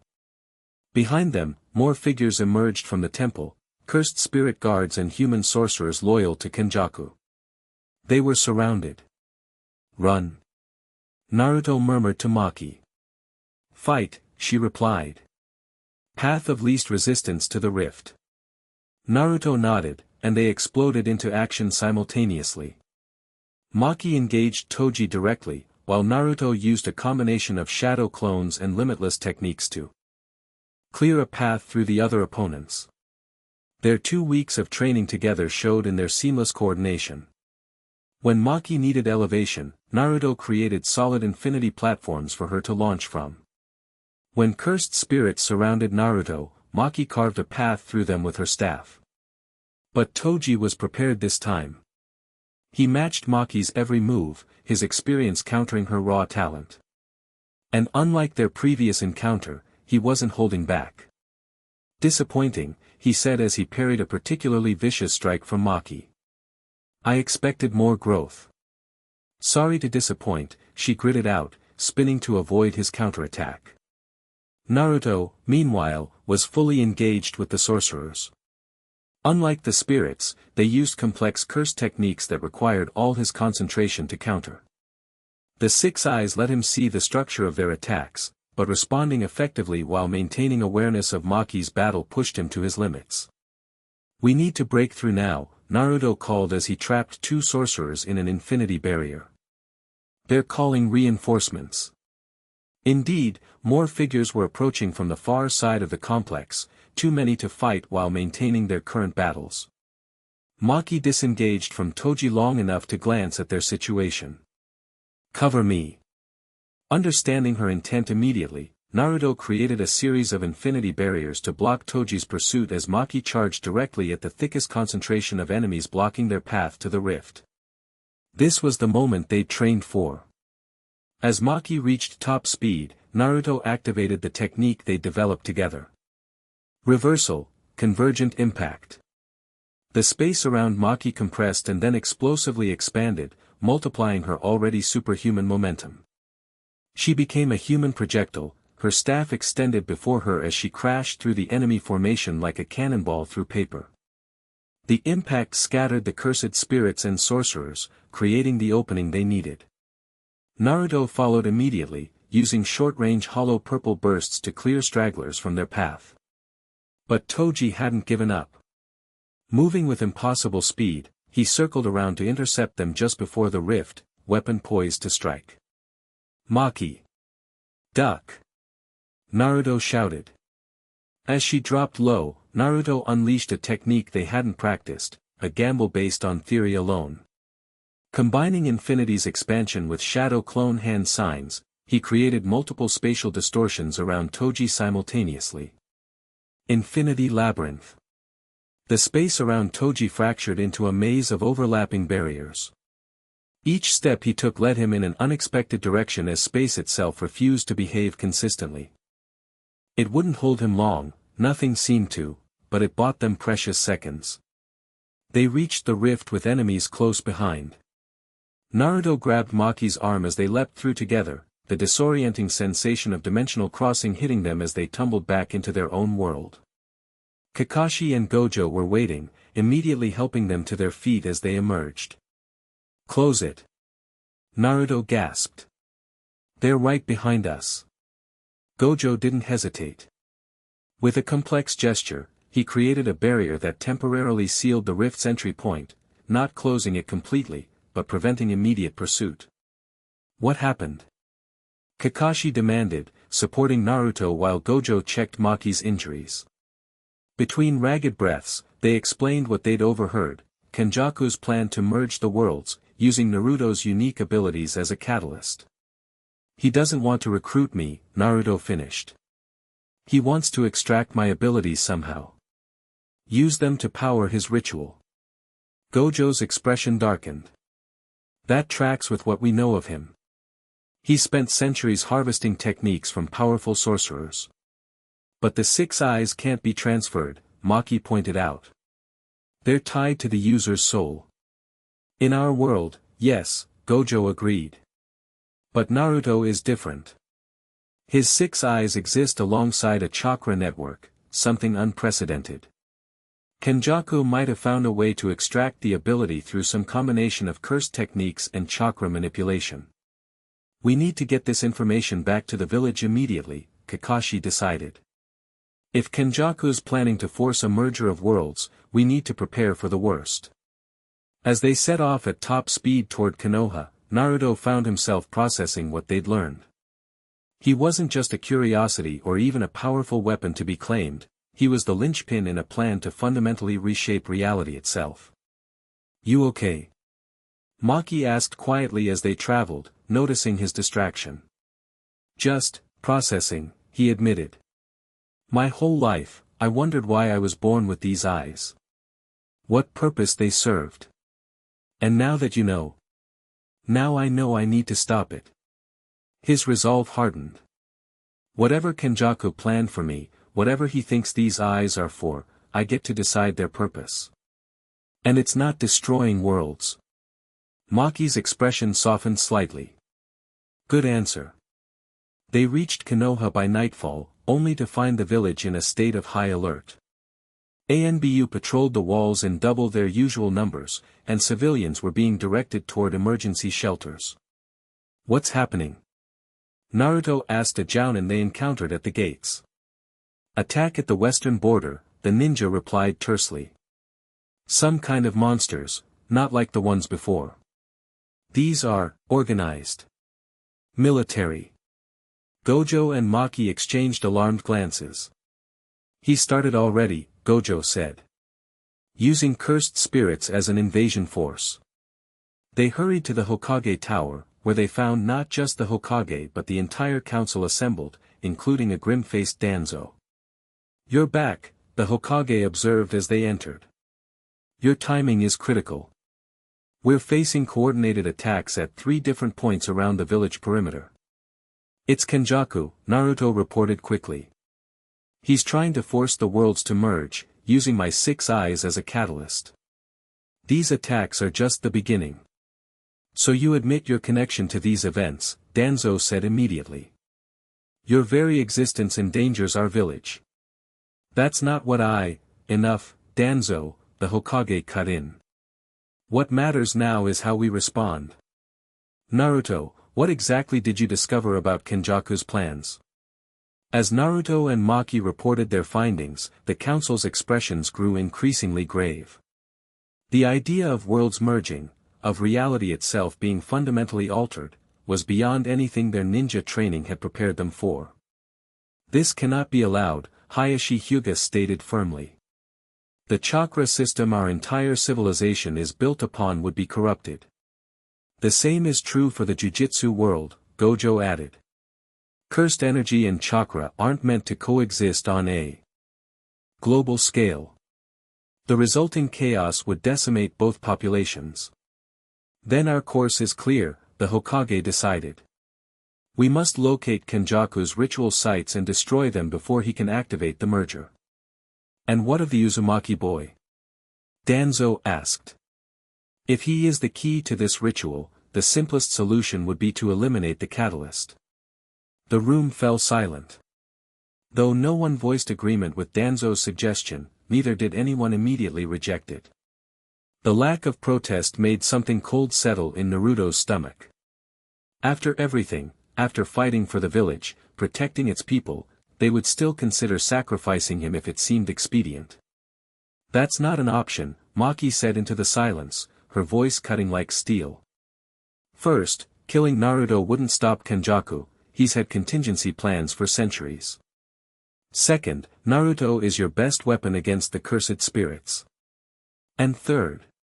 She stepped forward, eyes challenging anyone to contradict her.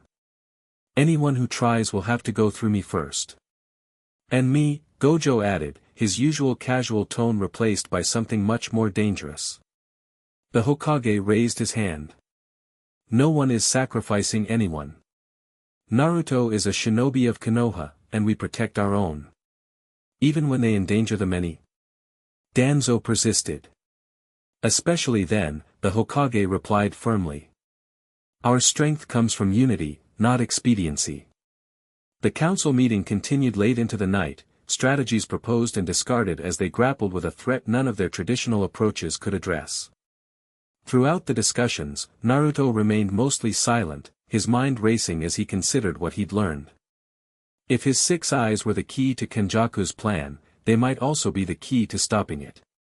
Not by his death, he had no intention of validating Danzo's suggestion, but perhaps by using his unique abilities in ways even Kenjaku hadn't anticipated. When the meeting finally adjourned near dawn, the Hokage held Naruto back as the others filed out.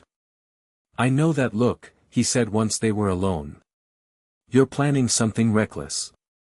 Naruto managed a tired smile. Not reckless. Just, unconventional. The village will stand with you, Naruto. Whatever comes.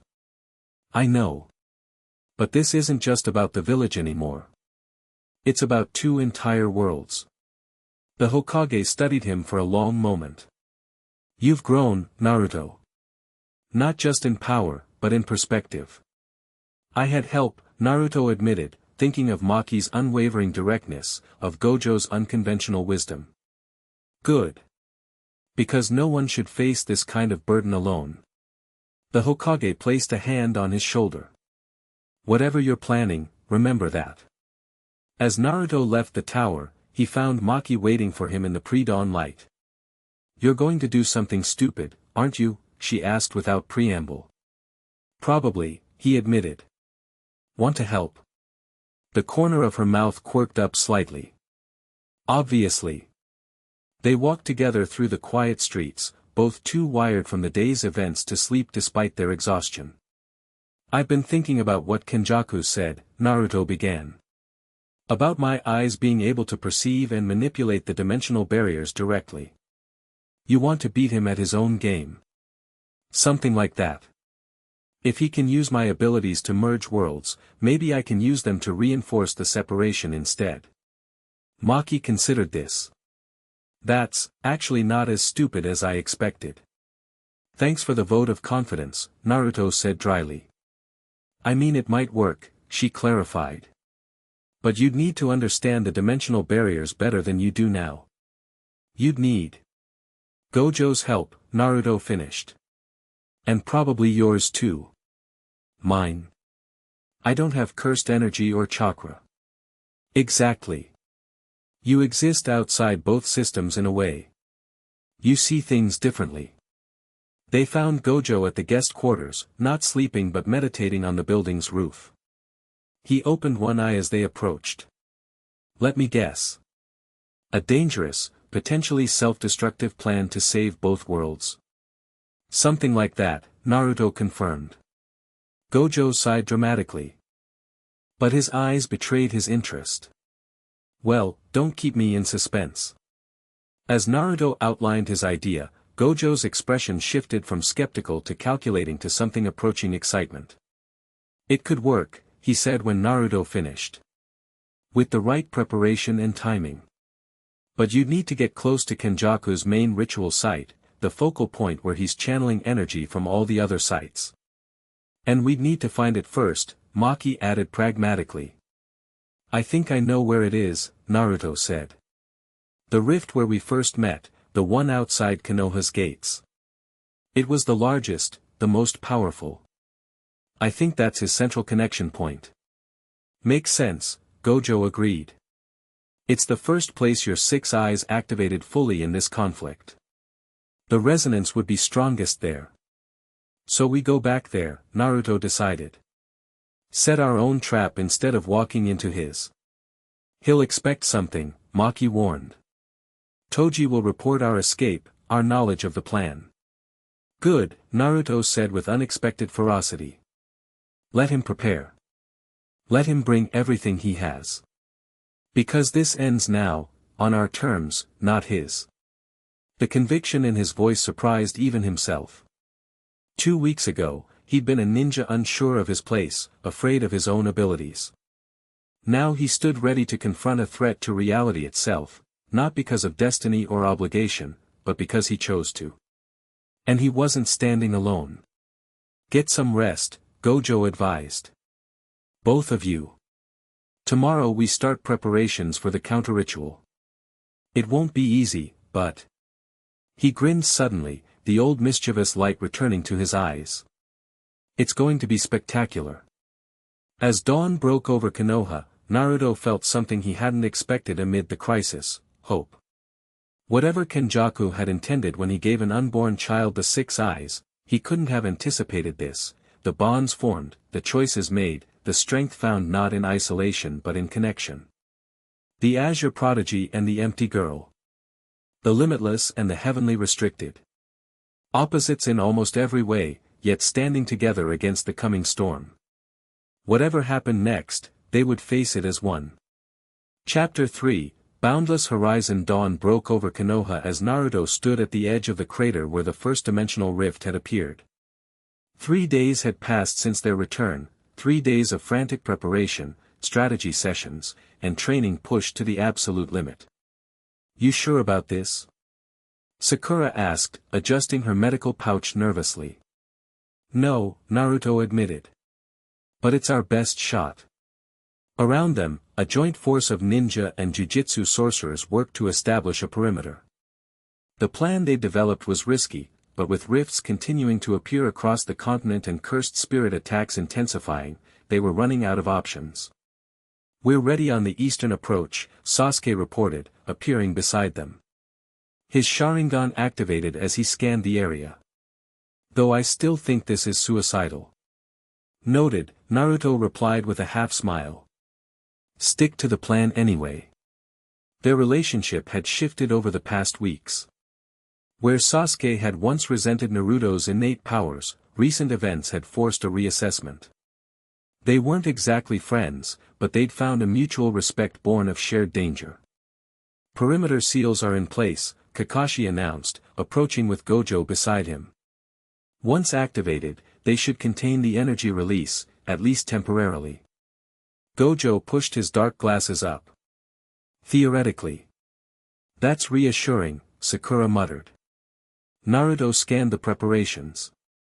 Teams of ninja worked alongside jujitsu sorcerers, establishing layered defenses around the crater. Itadori and several other students from Jujutsu High had crossed over to help, bringing specialized equipment for containing cursed energy. The Hyuga clan members were positioned at strategic points, their Byakugan allowing them to monitor energy fluctuations that others couldn't perceive. But his eyes kept returning to one figure. Maki stood slightly apart from the others, methodically checking her weapons. She'd acquired several new ones from Konoha's arsenal to complement her staff, specialized tools designed by the weapons division based on her specifications. Naruto approached, hands in his pockets to hide their slight tremor. The plan hinged on his abilities, on a theoretical application of the six eyes that even Gojo wasn't certain would work. Ready for this? He asked. Maki glanced up, her expression unreadable. Are you? Not even a little, he admitted with a nervous laugh. But when has that ever stopped me? A hint of a smile crossed her face. True. They stood in companionable silence for a moment, watching the preparations around them. So much had changed in such a short time. The boundaries between their worlds, once absolute, had become permeable, not just physically but personally. Whatever happens, Naruto said quietly, I'm glad you crossed over. Even with all the chaos, I'm glad I met you. Maki didn't look at him directly, but he saw her grip tighten slightly on her staff. You're getting sentimental before the battles even started. Bad strategy. Probably, he agreed. But if we're about to face an ancient sorcerer who wants to rip apart reality, I figured now's the time for honesty. She finally met his eyes. Then honestly? You're the first person who ever looked at me and didn't see what I lacked. Even in a world where everyone has what I don't, chakra, you never once made me feel lesser for being different. Coming from anyone else, it might have sounded vulnerable. From Maki, stated in her matter-of-fact tone, it was simply truth. Chakra, cursed energy, they're just tools, Naruto replied. You're the strongest person I've ever met, with or without them. Before she could respond, Gojo approached them, his usual carefree demeanor subdued. It's time. Energy readings from the other rifts are intensifying. Kenjaku's starting his ritual. Naruto nodded, taking a deep breath. Let's do this. They moved to the center of the crater, where a complex array of seals and jujitsu symbols had been inscribed in a perfect circle. This was the focal point of their counter-ritual, the place where Naruto would attempt to use his 6 eyes to reinforce the barriers between worlds rather than break them down. Remember, Gojo instructed, the 6 eyes let you perceive dimensional boundaries directly. Don't try to destroy them, that's what Kenjaku wants. Instead, visualize reinforcing them, like healing a wound. Right, Naruto muttered, shaking out his hands. Just casually repair the fabric of reality. No pressure. Maki took position at his back, staff at the ready. I've got you covered. Focus on the ritual. Around the perimeter, teams moved into their assigned positions. Kakashi with Team 7, Guy and Lee with a contingent of taijutsu specialists, the Hyuga clan members paired with sensory-type ninja. Each group had at least one jujitsu sorcerer with them to help combat cursed spirits. Here we go, Naruto said, activating his 6 eyes. The world shifted into perfect clarity, the usual chakra patterns of his surroundings now supplemented by the distinct signature of the dimensional weak point before them. With his enhanced perception, he could see it, not just a tear, but a thinning of reality itself, like fabric stretched to the point of transparency. Following the training he'd received over the past 3 days, Naruto formed a series of hand signs that merged traditional ninja techniques with the principles Gojo had taught him about the limitless. Dimensional barrier, reinforcement. Chakra flowed from his hands into the array beneath his feet, illuminating the symbols with blue light. At the same time, he focused the limitless technique outward, extending his perception into the weakened barrier itself. For a breathless moment, nothing happened. Then the air above the crater shimmered, a faint outline appearing, the dimensional boundary made visible through his combined techniques. It's working, Gojo said softly. Keep going. Naruto increased the chakra flow, visualizing the boundary strengthening, thickening, healing. The outline grew more distinct, a shimmering veil of energy that rippled like water where his power touched it. Then the veil tore open. The rift appeared so suddenly that Naruto staggered back, nearly losing his concentration. This wasn't the gradual opening they'd seen before, this was a deliberate, violent intrusion from the other side. And through it stepped a figure that made Gojo tense beside him. Suguru Geto, Gojo said, voice tight with recognition. The man who emerged from the rift bore a superficial resemblance to Gojo himself, tall, with long dark hair and an elegant bearing. But where Gojo radiated casual confidence, this man projected calculated menace. Behind him, cursed spirits poured through the rift in organized formations. Satoru, Geto greeted with a thin smile. I wondered if you'd be here. Always interfering. Always stopping you from destroying everything, Gojo replied. Some things never change. Naruto maintained his position, continuing to channel energy into the barrier despite the interruption. The plan had accounted for resistance, expected it, even. But the sheer scale of the forces emerging from the rift was beyond what they'd anticipated. Is that him? Geto asked, his gaze shifting to Naruto. The hybrid child. He looks underwhelming. Says the guy working for someone who's lived 1,000 years by stealing bodies, Naruto shot back, not pausing his technique. Working for? Geto laughed. You misunderstand. Kenjaku and I share a vision, a world evolved beyond its current limitations. He provides the means, I provide the direction. More figures emerged behind Geto, cursed spirit users in ceremonial robes, carrying ritual tools. And among them, the cold, calculating presence of Toji Zenin. Maki shifted her stance slightly, her grip on her staff tightening, but remained in position guarding Naruto. Defensive formations. Kakashi called from the perimeter. Engage the spirits, protect the center. The battle erupted across the crater as cursed spirits clashed with the combined forces of ninja and sorcerers. Fire jutsu blazed alongside cursed techniques, the two energy systems creating chaotic interactions where they met. Through it all, Naruto maintained his focus on the barrier, even as he monitored the battle with his peripheral awareness. The six eyes let him track multiple threats simultaneously, but the strain of maintaining the reinforcement technique while remaining alert to danger was immense. You can't stop this, Geto called over the din of battle. The merger has already begun at the other ritual sites. This is merely the focal point, the place where both worlds will finally become one. That's exactly why we're stopping it here, Gojo replied, stepping forward to engage his former friend directly. Naruto, Maki, continue as planned. I'll handle Geto. The two sorcerers clashed with devastating power, their techniques warping the very air around them. Even focused on his own task, Naruto could feel the shockwaves of their battle. More incoming. Maki warned, deflecting a cursed spirit that had broken through the perimeter defense.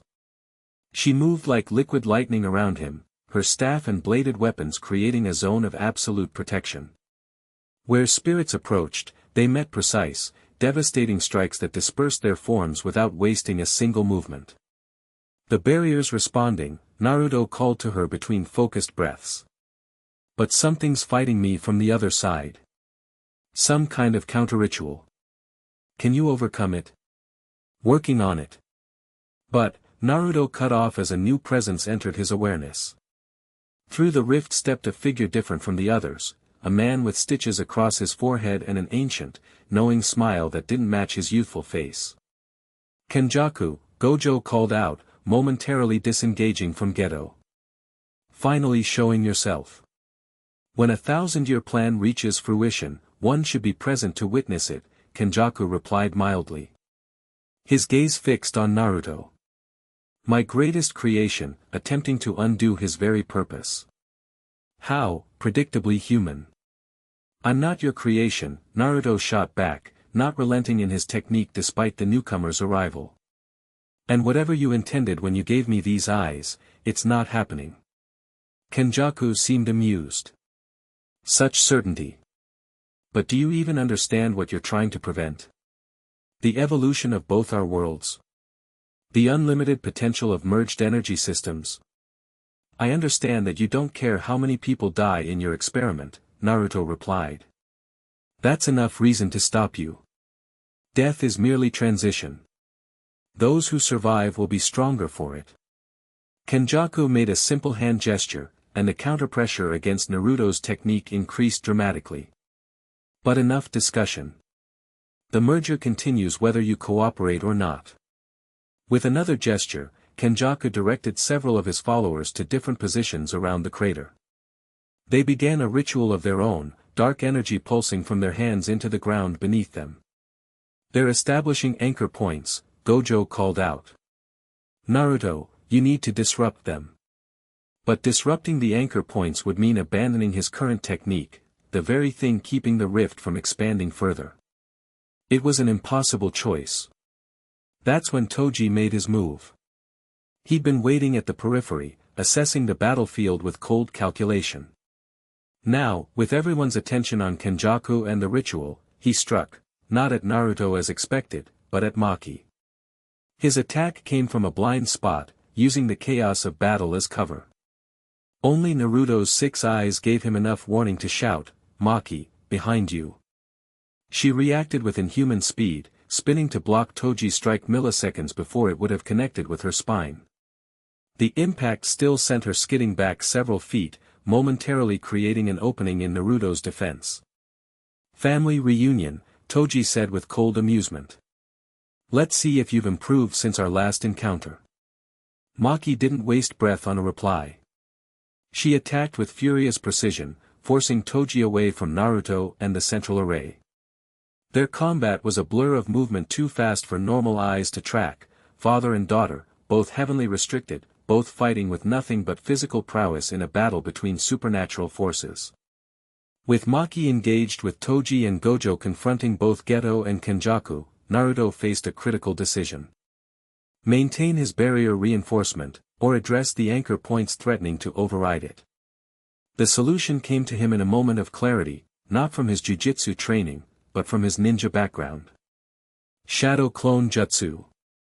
20 perfect copies of Naruto appeared around the array, each with access to his chakra and basic 6 eyes perception. It wasn't a technique he'd attempted since beginning his limitless training. The complexity of maintaining spatial manipulation while dividing his consciousness was theoretically impossible. But theory had never stopped Naruto Uzumaki before. Keep the barrier reinforcement going, he instructed his original body, while directing his clones to target the anchor points Kenjaku's followers were establishing. Each clone faced a different opponent, using limited applications of the Limitless to disrupt their rituals. It wasn't as powerful as what his main body could accomplish, but it didn't need to be, just enough interference to prevent the anchors from fully forming. Kenjaku's expression shifted from amusement to genuine surprise. Shadow replication with the 6 eyes active. That should tear your consciousness apart. Yeah, well, I've always been hard-headed, Naruto replied through gritted teeth, the strain already building behind his eyes. Across the battlefield, the tide was turning. The combined forces of Konoha and the Jujutsu sorcerers were gradually pushing back the cursed spirits, their coordination improving as they adapted to each other's techniques. Sasuke's Sharingan let him copy and modify cursed techniques with surprising effectiveness. Hinata's gentle fist disrupted cursed energy pathways just as effectively as chakra points. But the central conflicts remained deadlocked, Gojo versus Geto and Kenjaku, Maki versus Toji, and Naruto against the counter-ritual itself. Something had to give. The breaking point came not from strength, but from deception. As Maki and Toji fought to what seemed like a stalemate, Toji suddenly disengaged, appearing to retreat. It was a feint, one that Maki recognized too late as she pursued, only to be caught in a prepared trap. Special binding chains, designed specifically to counter heavenly restricted individuals, wrapped around her arms and torso, momentarily immobilizing her. Predictable, Toji said flatly. You still fight with emotion rather than calculation. Before he could capitalize on the advantage, Naruto sensed the danger through his 6 eyes. One of his clones immediately abandoned its assigned target, using body flicker to intercept Toji's strike. The clone dispersed on impact, but it bought crucial seconds for Maki to break free of the bindings through sheer physical strength. Thanks, she called to Naruto, retrieving her dropped staff. Anytime, he replied, the strain of maintaining multiple techniques simultaneously evident in his voice. Toji reassessed, his cold eyes calculating. The boy divides his attention to protect you. Interesting weakness. I'm not her weakness, Naruto shot back. And she's definitely not mine. We'll see. With that cryptic statement, Toji suddenly changed tactics. Instead of re-engaging Maki, he launched himself directly at Naruto's original body, bypassing the clones entirely. Naruto couldn't disengage from the barrier reinforcement without risking immediate catastrophe. His clones moved to intercept, but Toji dispatched them with terrifying efficiency. Just as Toji closed in for a potentially fatal strike, a blur of movement intercepted him, Maki, moving faster than Naruto had ever seen her move before. You will not touch him. Each word was punctuated by a strike of her staff, forcing Toji back step by step. There was something different in her fighting now, a focused intensity that transcended technique. It wasn't just skill or training. It was resolve in its purest form. You fight for him, Toji observed, genuinely curious rather than mocking. Why? What makes a Zenin protect a sorcerer? He's not just a sorcerer, Maki replied, not slowing her assault. And I'm not just a Zenin. For the first time, a flicker of something like respect crossed Toji's face. No. You're not. Their battle resumed with renewed ferocity, but something had shifted. What had begun as Toji testing his daughter had evolved into a genuine contest between equals, the master assassin finally recognizing the warrior she had become. Meanwhile, Naruto's strain was becoming visible, blood trickling from his nose as he maintained both the barrier reinforcement and his remaining clones. The six eyes gave him unprecedented perception and control, but even they had limits when stretched across so many simultaneous techniques. Kenjaku noticed. He's failing, he observed to Geto. The merger will proceed as planned. I wouldn't be so sure, Gojo replied, still engaged in their three-way battle. You've always underestimated human determination, Kenjaku. Especially his. Determination without capacity is merely stubbornness, Kenjaku dismissed. The boy reaches his limits while our ritual grows stronger. Indeed, despite the clones' efforts, the anchor points were gradually stabilizing. The counterpressure against Naruto's barrier reinforcement was intensifying, the rift expanding despite his best efforts to contain it.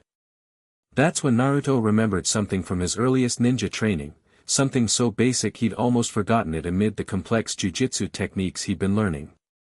Chakra was the combination of physical and spiritual energy. The Limitless manipulated space through willpower and cursed energy. But what if he combined them more directly? Not just using them in parallel, but truly merging the approaches. Maki, he called out. I need 30 seconds. She didn't respond verbally, but immediately adjusted her strategy, creating a defensive perimeter around him that would buy him the time he needed. Naruto took a deep breath and closed his eyes. With his remaining clones providing cover, he redirected his focus inward, to the very core of his dual energy systems. In his mindscape, he visualized what the six eyes showed him, the intricate flow of chakra through his body, alongside the more recent presence of the Limitless technique. They existed in parallel, occasionally intersecting but never truly combining. Until now. With deliberate intent, Naruto began to weave the two systems together. Not forcing them, but allowing them to find natural points of resonance, like tributaries flowing into a single river. The effect was immediate and dramatic. His eyes snapped open, blazing with new intensity. The six eyes had changed, the stars within them now rotating slowly, trailing wisps of blue chakra. What is he doing? Kenjaku demanded, genuine alarm in his voice for the first time. Something new, Gojo replied with a hint of pride. Naruto raised his hands, and the barrier reinforcement technique transformed. Where before it had been a contest of force against Kenjaku's counter-ritual, now it became something entirely different, a harmonization. Instead of fighting the dimensional tear directly, Naruto began to guide it, like a river changing course. The rift's energy didn't disappear, but rather flowed into channels he created, directed away from the critical points that would trigger a full merger. Dimensional harmony technique, he named it as he worked, the words coming to him instinctively. Kenjaku's followers faltered, their anchor points destabilizing as the energy they were trying to control suddenly behaved according to new rules, rules they didn't understand. Impossible, Kenjaku breathed. He's creating a third system, neither cursed energy nor chakra, but something between. No, Naruto corrected, his voice steady despite the immense concentration required. Not between. Beyond. With a surge of combined power, Naruto expanded the technique outward, encompassing the entire crater. The dimensional boundary visible through his enhanced six eyes began to heal, not by forcing the worlds apart, but by establishing a more stable relationship between them. The effect rippled outward, extending to the other rifts across the continent. Naruto could sense them through his connection to the dimensional fabric, each tear beginning to stabilize, not closing completely but becoming controlled, regulated. Kenjaku's expression shifted from alarm to calculation. Interesting. Not what I expected, but perhaps, useful in its own way. Before he could elaborate or counter, a new development caught everyone's attention. Maki and Toji's battle had reached its climax. With a perfectly executed sequence of strikes, Maki knocked her father's weapon from his hands and landed a devastating blow to his chest that sent him crashing to the ground. For the first time in living memory, Toji Zenin had been decisively defeated. Maki stood over him, staff poised for a killing blow. Yield. Toji looked up at his daughter, genuine surprise giving way to that same flicker of respect. You've surpassed me, he acknowledged simply. I know. Maki didn't move, staff still ready. Now yield. After a moment's consideration, Toji nodded once. I yield. The contract is void. With that declaration, the dynamics of the battle shifted dramatically. Without Toji actively targeting Naruto, and with the anchor points destabilized, Kenjaku's ritual began to falter. Geto, sensing the changing tide, disengaged from his battle with Gojo. This isn't over, Satoru. Evolution cannot be stopped, merely delayed. Keep telling yourself that, Gojo replied, not pursuing as Geto retreated toward the rift. Kenjaku, however, showed no sign of abandoning his plans. A temporary setback, he declared. The boy has shown me a new possibility, one I'll explore over the coming centuries. Not this time, Naruto said, his enhanced six eyes fixed on the ancient sorcerer. I'm not just stopping your ritual. I'm changing the rules. With a final surge of his combined technique, Naruto completed the dimensional harmony. The rift stabilized completely, not closed, but transformed into something new. A controlled, regulated gateway between worlds that would respond only to specific signatures. What have you done? Kenjaku demanded, a hint of uncertainty in his voice. Created balance, Naruto replied. The worlds can connect, but on their own terms, not yours. The barriers will allow controlled passage but prevent forced merger. Kenjaku's followers began to retreat back through the rift, sensing their master's plans unraveling. Geto had already disappeared, choosing strategic withdrawal over pointless continuation. Only Kenjaku remained, studying Naruto with new intensity. You think you've won. But you've merely created a new playing field, one I have eternity to learn. Maybe, Naruto acknowledged. But you'll be playing by our rules now. With a last, calculating look, Kenjaku stepped back through the rift. Unlike the others, his departure didn't feel like retreat, more like a chess player conceding a match while already planning the next game. As the enemy forces withdrew, the combined defenders of Konoha regrouped around the stabilized rift. Naruto maintained his technique, guiding the final adjustments to the dimensional boundary until he was certain it would hold. Is it over? Sakura asked, approaching cautiously. Not over, Gojo replied, pushing up his glasses. But the immediate danger has passed. Naruto finally released his technique, nearly collapsing from exhaustion. Maki was instantly at his side, supporting him before he could fall. Did it work? He asked, his enhanced six eyes fading back to their normal state. See for yourself, Maki replied, nodding toward the rift. Where before there had been a chaotic tear in reality, now a stable, shimmering portal stood, its edges clean and defined, its energy signature harmonized.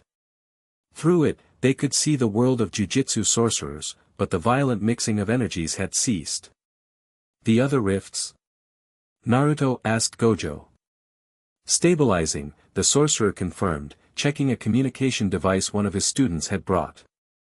The effect is spreading through the connection points. You didn't just fix this rift, you established a new protocol for how the worlds interact. Toji, who had remained seated where Maki had defeated him, finally stood.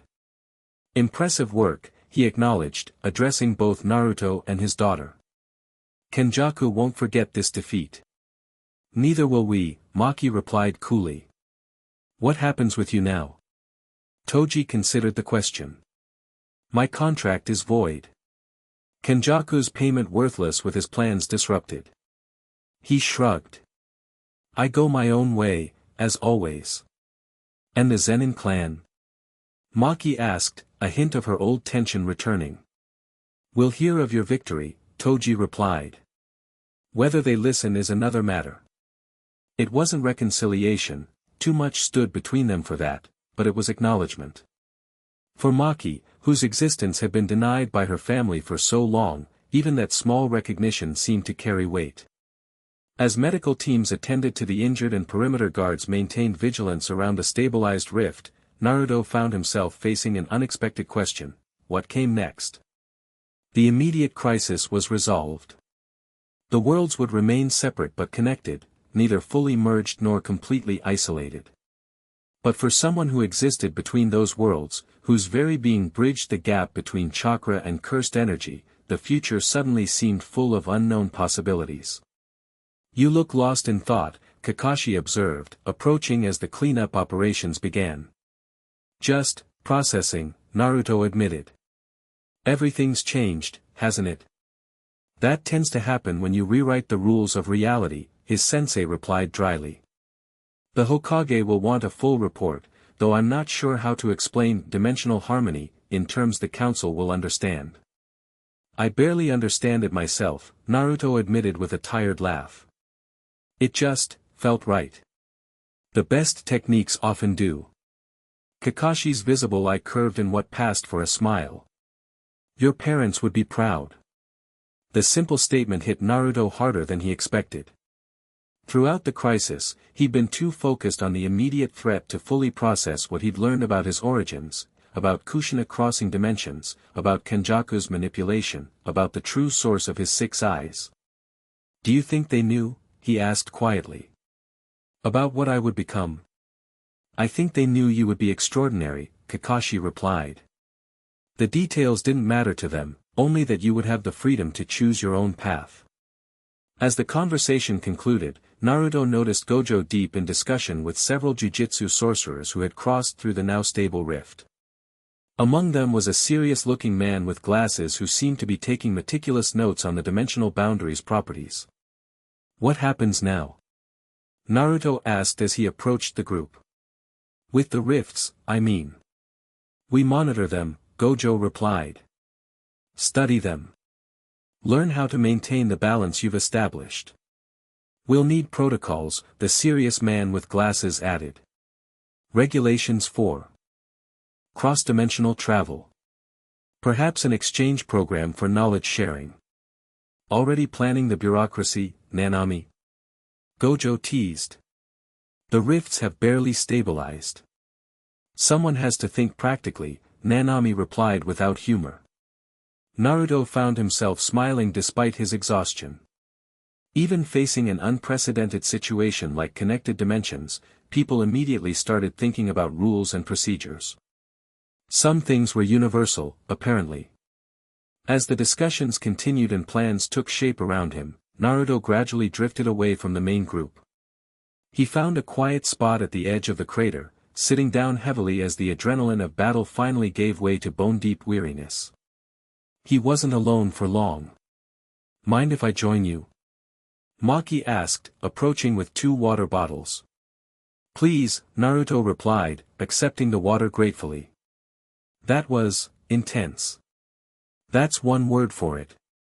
She sat beside him, close enough that their shoulders almost touched. You created an entirely new technique mid-battle.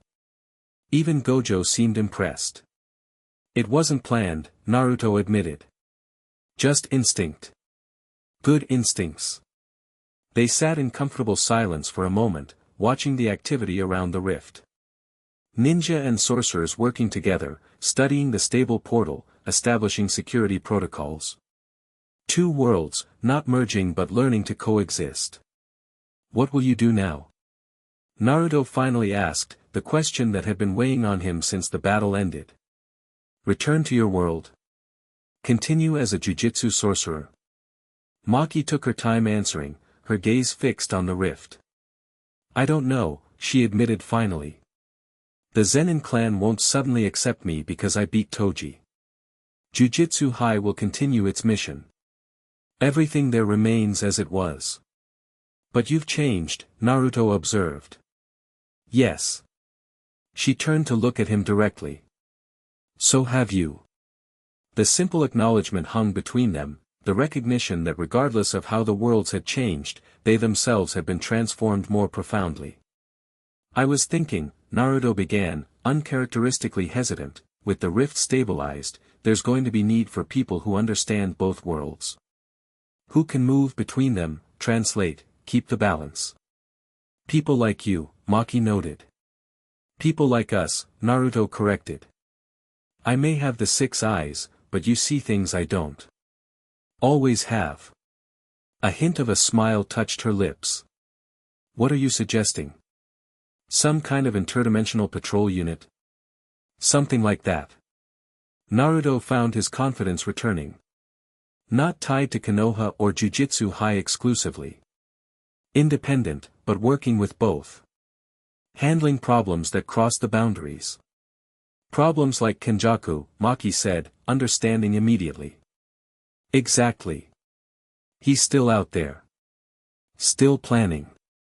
And there will be others, from both worlds, who might try to exploit the connections. Maki considered this, her expression thoughtful. It would mean not fully belonging to either world. We already don't, Naruto pointed out gently. That's kind of our thing, remember? You with no cursed energy in a world obsessed with it. Me with 6 eyes in a village that never understood them. So instead of trying to fit where we don't, we make our own place, Maki summarized, the concept clearly appealing to her independent nature. Exactly. Naruto's enthusiasm grew as he saw her considering the idea seriously. We could recruit others who don't quite fit the traditional molds. Create something new. It won't be easy, she warned. Both sides will have expectations, demands, restrictions they'll try to impose. When has either of us taken the easy path? Naruto countered with a grin. That earned him a genuine smile, small but real. Fair point. As the sun began to set over the crater, casting long shadows across the stabilized rift, they continued discussing possibilities. Not concrete plans yet, but the foundations of something that could grow with time. A new path forward. A boundless horizon. 2 weeks later, Naruto stood before the Hokage and village council, formally presenting the proposal he and Maki had developed. The Dimensional Harmony Corps, he concluded after outlining the structure and purpose of the new organization. Operating with the sanction of both Konoha and Jujutsu High, but maintaining operational independence to address cross-dimensional threats effectively. The council chamber remained silent for a moment as the elders and clan heads processed the ambitious proposal. It would represent a significant departure from traditional shinobi structure, creating a unit that answered to multiple authorities while maintaining autonomy in the field.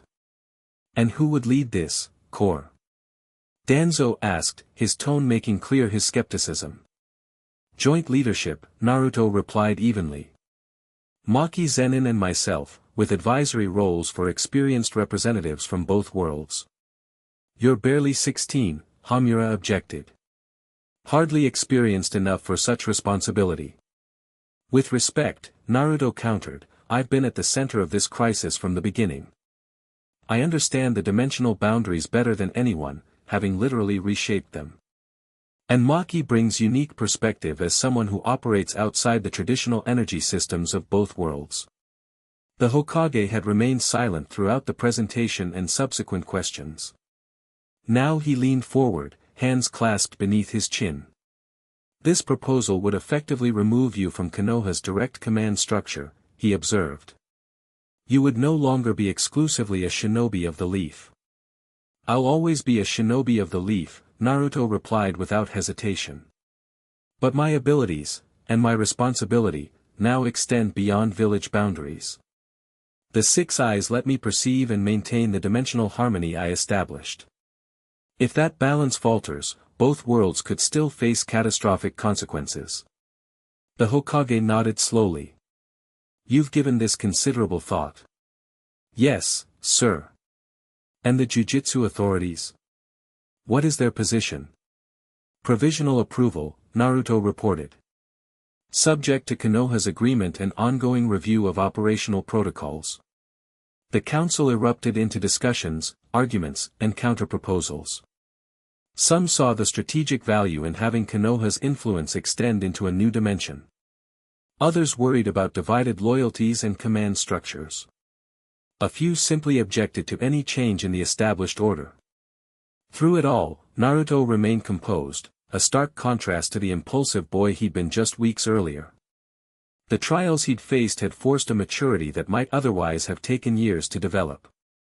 Eventually, the Hokage raised his hand for silence. I believe we've heard enough to make a preliminary decision. Naruto, please wait outside while the council deliberates. In the hallway outside the chamber, Naruto found Maki waiting, having already presented the same proposal to Jujutsu authorities the previous day. How'd it go? She asked. About as expected. Lots of concerns about jurisdiction and authority. Some outright opposition from the usual suspects. He shrugged. But I think the Hokage sees the necessity, even if the council is divided. Maki nodded. Similar response from Jujutsu High. The higher-ups are cautious, but Gojo's support carries weight. They walked together to a balcony overlooking the village, the afternoon sun casting the buildings in warm light. In the distance, the stabilized rift glowed faintly at the edge of the forest, a permanent reminder of how the world had changed. Second thoughts? Maki asked, noticing his contemplative expression. No, Naruto replied honestly. But it's still a lot to process. 2 weeks ago, I was just trying to figure out how to control these eyes. Now we're proposing an entire organization that spans dimensions. Too ambitious. Not for us, he said with a confident smile. Though I keep wondering what my parents would think, of all of this. Of me. Maki considered this, her usual directness softened slightly. Based on what you've told me about them, I think they'd be proud. You didn't just accept the power you were given, you redefined its purpose. I hope so. Naruto's gaze returned to the village below, the place he'd spent his entire life trying to prove himself to. Whatever happens with the council, I don't regret any of it. Meeting you, learning about the six eyes, finding a purpose that feels right. Even the nearly dying parts. Maki asked dryly. Even those, he confirmed with a grin. They make the rest more meaningful, you know. Before Maki could respond, an ANBU appeared beside them. The council has reached a decision. Your presence is requested, Uzumaki-san. They returned to the council chamber, where the atmosphere seemed less tense than when Naruto had left. A promising sign. Naruto Uzumaki, the Hokage began formally. After careful consideration, the Council of Konoha has decided to approve the formation of the Dimensional Harmony Corps on a provisional basis, subject to quarterly review for the first 2 years. Relief and excitement rushed through Naruto, but he maintained his composure. Thank you, Lord Hokage, honored council members. We won't let you down. There are, of course, conditions, Danzo interjected. Regular reporting requirements, limitations on recruitment from active Konoha forces, strict protocols for information sharing. We anticipated as much, Naruto replied evenly. The detailed operational guidelines we submitted address most of these concerns, but we're open to reasonable adjustments. The meeting continued for another hour, hammering out specific details of the arrangement. Throughout the discussion, Naruto noticed a subtle shift in how the council members addressed him, not as a problematic asset to be managed, but as a partner in a complex new venture. It wasn't universal, Danzo in particular maintained his suspicious attitude, but it was progress. When they finally emerged, approval documents in hand, the sun was setting over Konoha. Word of the council's decision had already spread, and several of Naruto's friends were waiting to hear the outcome. So it's official? Sakura asked eagerly. Provisional approval, Naruto confirmed. Enough to get started. Most youthful. Lee exclaimed. A new frontier of cooperation and shared purpose. Even Sasuke, standing slightly apart from the group, gave a nod of acknowledgement. Not the path I expected for you, he admitted. But it suits you better than being Hokage would have. Coming from Sasuke, it was practically effusive praise. As the group celebrated, Kakashi pulled Naruto aside briefly. Your father once told me that true strength comes not from mastering techniques, but from finding something worth protecting. He glanced meaningfully at Maki, who was engaged in conversation with Guy about training. Facilities for the new corps. I think you found yours. Naruto felt warmth rise to his face. It's not just, I know, Kakashi cut him off with an eye smile. It's the mission, the purpose, the balance between worlds. But having someone who truly understands you fighting at your side. That's rare, Naruto. Value it. Before Naruto could formulate a response, Maki approached them. We should head to the rift site. Gojo and the others are waiting for our update. Right, Naruto agreed, grateful for the interruption. Let's go. The walk to the rift site gave Naruto time to reflect on the whirlwind his life had become. In less than a month, he'd gone from isolated prodigy to interdimensional peacekeeper. He'd discovered the truth about his origins, faced ancient sorcerers and dimensional threats, and forged bonds that transcended world boundaries. Most importantly, he'd finally found a purpose for the six eyes that felt right, not as a weapon or a curiosity, but as a bridge between worlds that needed to understand each other. At the rift site, Gojo greeted them with characteristic casualness that belied the significance of the moment. So, did the old folks say yes? Provisional approval, Maki reported. With conditions. Same on our side, Gojo replied. Bureaucrats are universal, it seems. The stabilized rift glowed softly in the evening light, researchers from both worlds working around it in coordinated shifts. What had begun as a tear in reality had become a regulated gateway, a symbol of controlled connection rather than chaotic merger. We'll need headquarters, Naruto said, shifting to practical matters. Somewhere accessible from both sides but not directly under either world's jurisdiction. I might have a solution for that, Gojo offered. There's a pocket dimension the jujitsu schools sometimes use for training, technically not in either world, but accessible from both with the right techniques. Perfect, Maki nodded. And recruitment? We start small, Naruto decided. Quality over quantity. People who understand both worlds or are willing to learn. As they continued discussing logistics, Naruto felt a strange sensation from the rift, a subtle fluctuation in the dimensional boundary that only his six eyes could detect. It wasn't dangerous, just a reminder. Something wrong? Maki asked, noticing his momentary distraction. Just a feeling, Naruto replied. Kenjaku's still out there. Planning. Waiting. This victory bought us time, but it's not the end. It never is, she agreed pragmatically. That's why we're building something that will last. The simple confidence in her statement grounded him. Whatever challenges lay ahead, interdimensional politics, ancient sorcerers, the inevitable complications of bringing different worlds together, they would face them as they had faced Kenjaku, together. As night fell over the rift site, stars appearing in the clear sky above, Naruto found himself standing at the very edge of the dimensional gateway.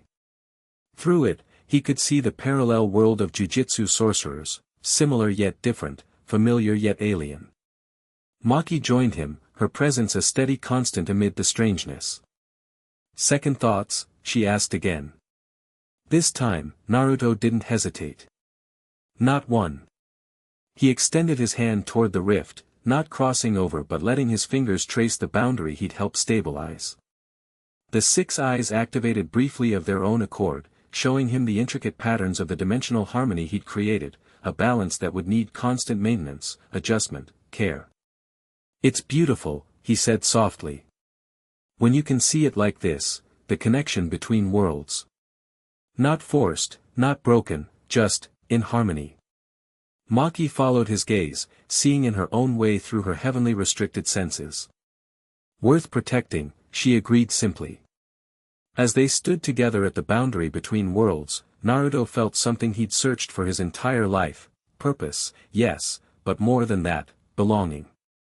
Not to a place or a village or even a dimension, but to a cause greater than himself. To a future he was helping to shape. And perhaps most importantly, to the partnership that had made it all possible. "Ready for whatever comes next?" he asked, turning to Maki with a smile that held both confidence and question. She met his gaze directly, her own slight smile containing all the answer he needed. "Always." Together, they turned away from the rift to where their friends and colleagues waited, ready to begin building something new, something that spanned worlds and transcended boundaries. The Dimensional Harmony Core. Guardians of Balance. Protectors of two worlds. And for Naruto Uzumaki and Maki Zenin, Boundless Horizon. The end. Thank you for watching this video. Please be sure to subscribe to our channel and like this video.